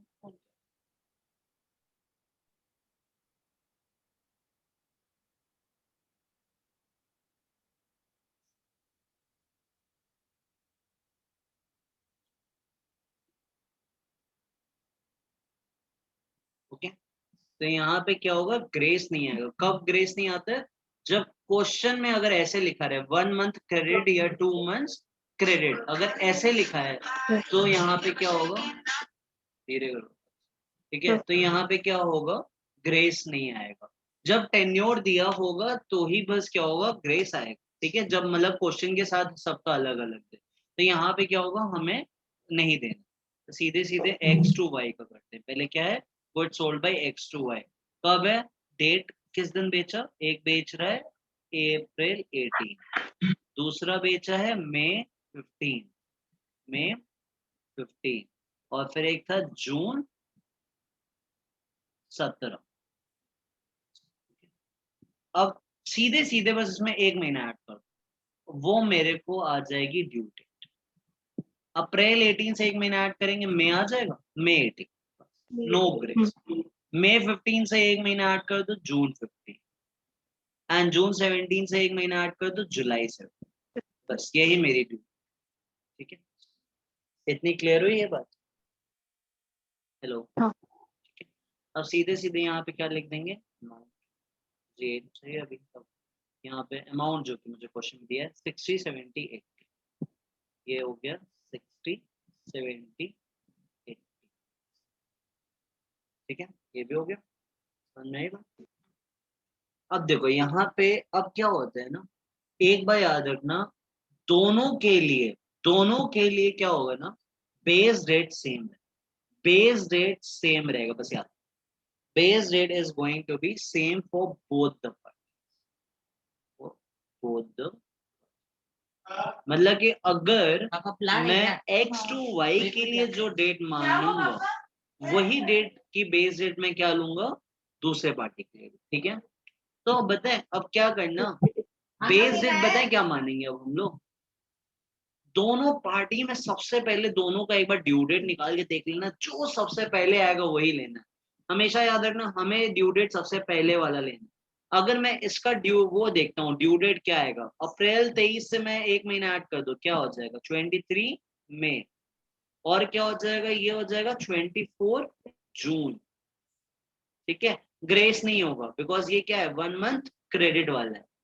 अब ये बताओ 23 मई और 24 जून से पहले देखो यहाँ कोई डेट है, 23 मई या 24 जून से पहले, यही है अप्रैल 18, सॉरी ये देखना ना 23 तो क्या था मई जून और जून, 23 मई से पहले ये है मई 18, तो मेरा जो बेस होगा बेस डेट वो मेरा क्या होगा 18 मई होगा दोनों केस में, मतलब अगर मैं सेकंड केस जब अभी करूंगा सॉल्व उसमें भी मेरा बेस डेट क्या होगा 18 मई ही होगा, ठीक है, ये बात समझ में आई।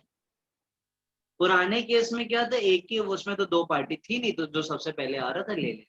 इधर क्या होगा, जो भी बेस है दोनों पार्टी के लिए जो सबसे पहले वाला डेट आएगा हमको वही ले, क्योंकि हमें कैलकुलेशंस क्या करनी है एकदम सिंपल रखनी है।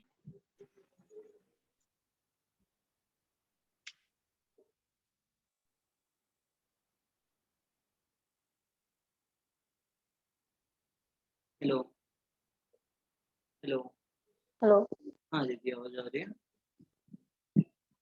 हेलो, हाँ हाँ स्क्रीन दिखाई दे रही है, हाँ ओके। तो यहाँ पे देखो क्या है फिर, हमने क्या बताया बेस रेट दोनों पार्टी के लिए क्या होगी सेम होगी, ये बात समझ में आ गई। तो हमेशा क्या करना है दोनों के लिए हमें क्या होगा सबसे पहली वाली डेट रखनी है, बिकॉज हमें कैलकुलेशन एकदम सिंपल रखनी है, ठीक है, ठीक है। तो यहाँ पे अमाउंट हो गया, अब क्या आएगा number of days from base day, and फिर हमको निकालना है टोटल, ये दोनों पार्टी, इतना सबके लिए सेम ही होता है, ठीक है। ओके, तो यहाँ पे अब नंबर ऑफ डेज ये तो 0 हो जाएगा, 18 में 18 में 0, ठीक है। 18 में से 20 में तक 2 दिन होते हैं,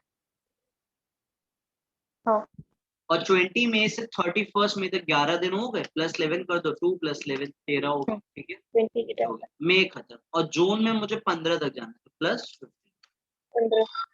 28 हो गया, ठीक है, 28। हम्म। ओके, अब ये देखो -15 कर दो, जून पहले पूरा खत्म कर, अब +30 करके जून खत्म कर दिया मैंने, जून खत्म। हाँ, अब तो जुलाई में 70। कितना चाहिए, प्लस जुलाई 60 हो गया मेरा ये। अब प्रोडक्ट निकाल लो, ये 0 हो जाएगा, 70 इंटू 28 ये हो जाएगा 1960, और फिर क्या हो जाएगा 80 इंटू 60 ये आ जाएगा 4800। अब हमें दो चीज का जैसे हम लोग पहले सम करते थे, सेम उसी तरीके से हमको सम, तो ये हो जाएगा 80 प्लस 60 प्लस 70 210, और इसका सम कर देना है 1960 प्लस 48, ये आ जाएगा 6760। ये इतना क्लियर है कि अभी तक डाउट है? क्योंकि अभी तक देखो हम लोगों ने एकदम सेम चीज की, कोई भी यहाँ पे अभी तक देखो कोई भी चीज हम लोगों ने डिफरेंट की ही नहीं।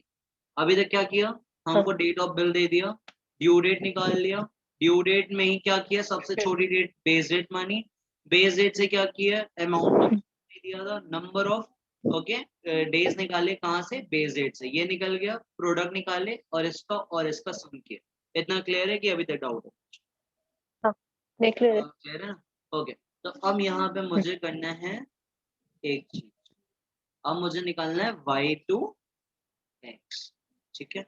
यहाँ पे जैसे ऊपर हम लोगों ने लिखा सेम चीज, सबसे पहले यहाँ पे डेट, डेट क्या है, 23 अप्रैल एंड 24 मई, अप्रैल 23 एंड फिर क्या था, मई 24, तो मई 24, ठीक है। ड्यू डेट निकाल लेते हैं, ड्यू डेट, ये तो बिल की डेट थी, तो ड्यू डेट आ जाएगा एक महीना ऐड कर, तो अप्रैल से मई हो गया, मतलब मई 23, और ये हो जाएगा एक महीना ऐड करने में क्या हो जाएगा, मई से क्या हो गया, जून 24, ड्यू डेट निकल गया, ठीक है। अमाउंट दिया है क्वेश्चन में, अमाउंट लिख 52 एंड 50, यहाँ पे आ जाएगा अमाउंट कितना, 52 एंड 50, टोटल करेंगे तो 102 है, पहले अमाउंट हो गया ये भी। अब यहाँ पे आएगा number of days from base day, और फिर क्या हो जाएगा, प्रोडक्ट। दोनों पार्टी के लिए हम लोग को ऐसे करना। अब number of days on the base date, base date मैंने बताया था दोनों पार्टी के लिए सेम होगा, जो कि हम लोग के लिए क्या था, 18 मई, ठीक है, 18 मई। अब 18 मई से देखो 23 मई तक क्या है, 18 से 20 डेज में कितना अंतर है, 2 दिन का अंतर है, और फिर कहां तक जाना है, 23 तक जाना है, तो +3 कितना हो गया, 5 डेज, ये हो गया 5, ठीक है। ओके, अब 18 से 20 तक अगेन देखो क्या है, 2 दिन का अंतर है, 20th में हो गया। अब मई को खत्म करने के लिए कितना दिन और ऐड कर दे, 11 दिन और ऐड कर दे, मई खत्म हो जाए, मई खत्म, मई 31 होता है, और अब +24 कर देंगे, मई के बाद जून आता है, +24, ये हो गया 37, ठीक है। और अब मल्टीप्लाई 52 इंटू 5, ये हो जाएगा 260, और ये हो जाएगा 50 इंटू 37, ये आ जाएगा 1850। अब इसका भी हमें क्या करना है, +260, क्या आ जाएगा 2117, ठीक है। इतना क्लियर हो गया? हाँ, तो इसके पहले हम लोग अब हमें बस क्या करना है, फॉर्मूला, फॉर्मूला क्या था मेरा, बेस डेट, बेस डेट मेरी 18th में, ठीक है, plus minus difference in product, इसके पहले वाला क्या आया था हम लोग को, 6760, टोटल तो ये हो जाएगा 6760 -2110, ठीक है, बड़े से छोटा माइनस, ठीक है, बड़े से छोटा। अब क्या था इसके पहले, ये 210, तो ये और ये 102, तो डिफरेंस इन अमाउंट, दोनों के अमाउंट में डिफरेंस, इतनी बात समझ में आई कि अभी कुछ डाउट है? हाँ। बस फॉर्मूला लगाएं, डिफरेंस प्रोडक्ट मींस बड़े वाले को छोटे वाले से माइनस कर देना, इसको इससे माइनस कर देना, और फिर इसको भी बड़े वाले से माइनस कर देना, मतलब difference in product upon difference in amount. Okay, system बड़ा है।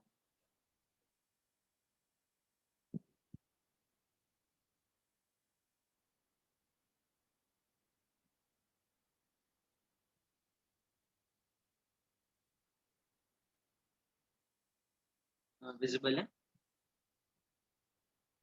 हाँ। ओके, ठीक है, तो ये यहाँ तक हो गया। ठीक है, अब हम लोग का क्या हो जाएगा इधर, अगर हम लोग देखा जाए तो ये हो जाएगा 18 में प्लस माइनस 6760 को माइनस कर, 6760 माइनस 2110, ये आ गया 4650। तो ये यहाँ पे आ जाएगा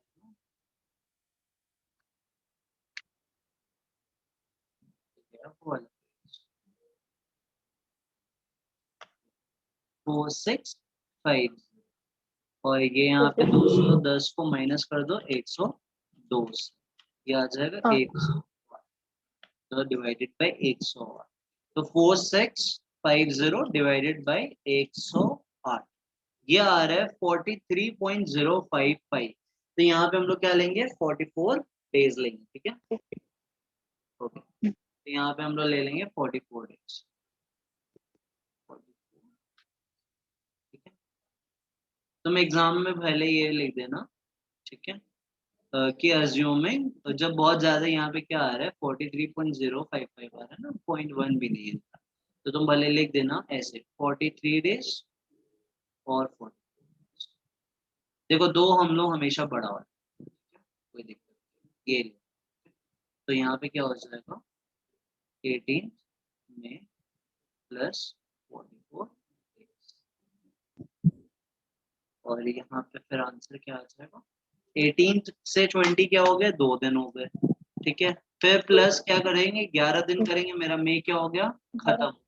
अब मुझे कितना दिन में ले जाना है, 44 में अगर मैं 13 माइनस कर दूं तो ये आ रहा है 31। ठीक है, मीन्स जून पूरा ले गए, जून मीन्स 30 डेज होते हैं, 30 डेज जून के गए, मीन्स मेरा आंसर आएगा 1 जुलाई। मेरा ये 1 जुलाई मेरा क्या हो जाएगा, आंसर हो जाएगा। और अगर मैं 43 डेज लेता हूँ तो ये आ जाएगा 30 जून। ओके, क्लियर है इतना? हेलो, हाँ। हमेशा हम लोग मेनली बड़ा वाला लेते हैं, बट इधर जैसे पता है क्या आ रहा है, बहुत ज्यादा कम आ रहा है ना, देखो 0.1 भी नहीं है, 43.1 भी नहीं है, समझ रहे हो, बहुत ज्यादा कम, 0.00। तो इसीलिए इस पे जब बहुत ज्यादा कम होता है ना, 0.1 या 0.2 भी ना होगा, तो तुम ऐसे लिख देना 43 डेज और 44। तो यहाँ पे तुम्हारा आंसर क्या हो गया, ये हो गया, क्या था, क्लियर है? हाँ। ठीक है, तो ये हम लोग का आंसर हो जाएगा, जिसमें इसका क्या मतलब हुआ कि इस वाले बंदे डिफरेंस कितना आ रहा था, 6-7 नहीं, ये डिफरेंस क्या है, 108 अमाउंट का था ना। अमाउंट का अगर डिफरेंस देखा जाए, सामने वाले पार्टी ने, इस वाली पार्टी ने 210 का सामान था और इसने कितना बेचा था, 102 का सामान बेचा था। X good sold by X to Y, मतलब एक्स ने बेचा था 210 का सामान और y ने बेचा था 102 का सामान, मतलब कि y को 108 रुपए देने हैं, किस दिन देने हैं, 30 जून या 1 जुलाई, जो हम लोग का अभी अभी इधर आया। ठीक है, इस दिन जाएगा। ठीक है, देखो आई गेस आंसर्स में यहाँ पे क्या लिखा है देखते हैं। आंसर में लिखा है, hence the date of the settlement of the balance is 43 days after the May 18 on that is 30th June and that the Y has to pay 108 amounts clear it।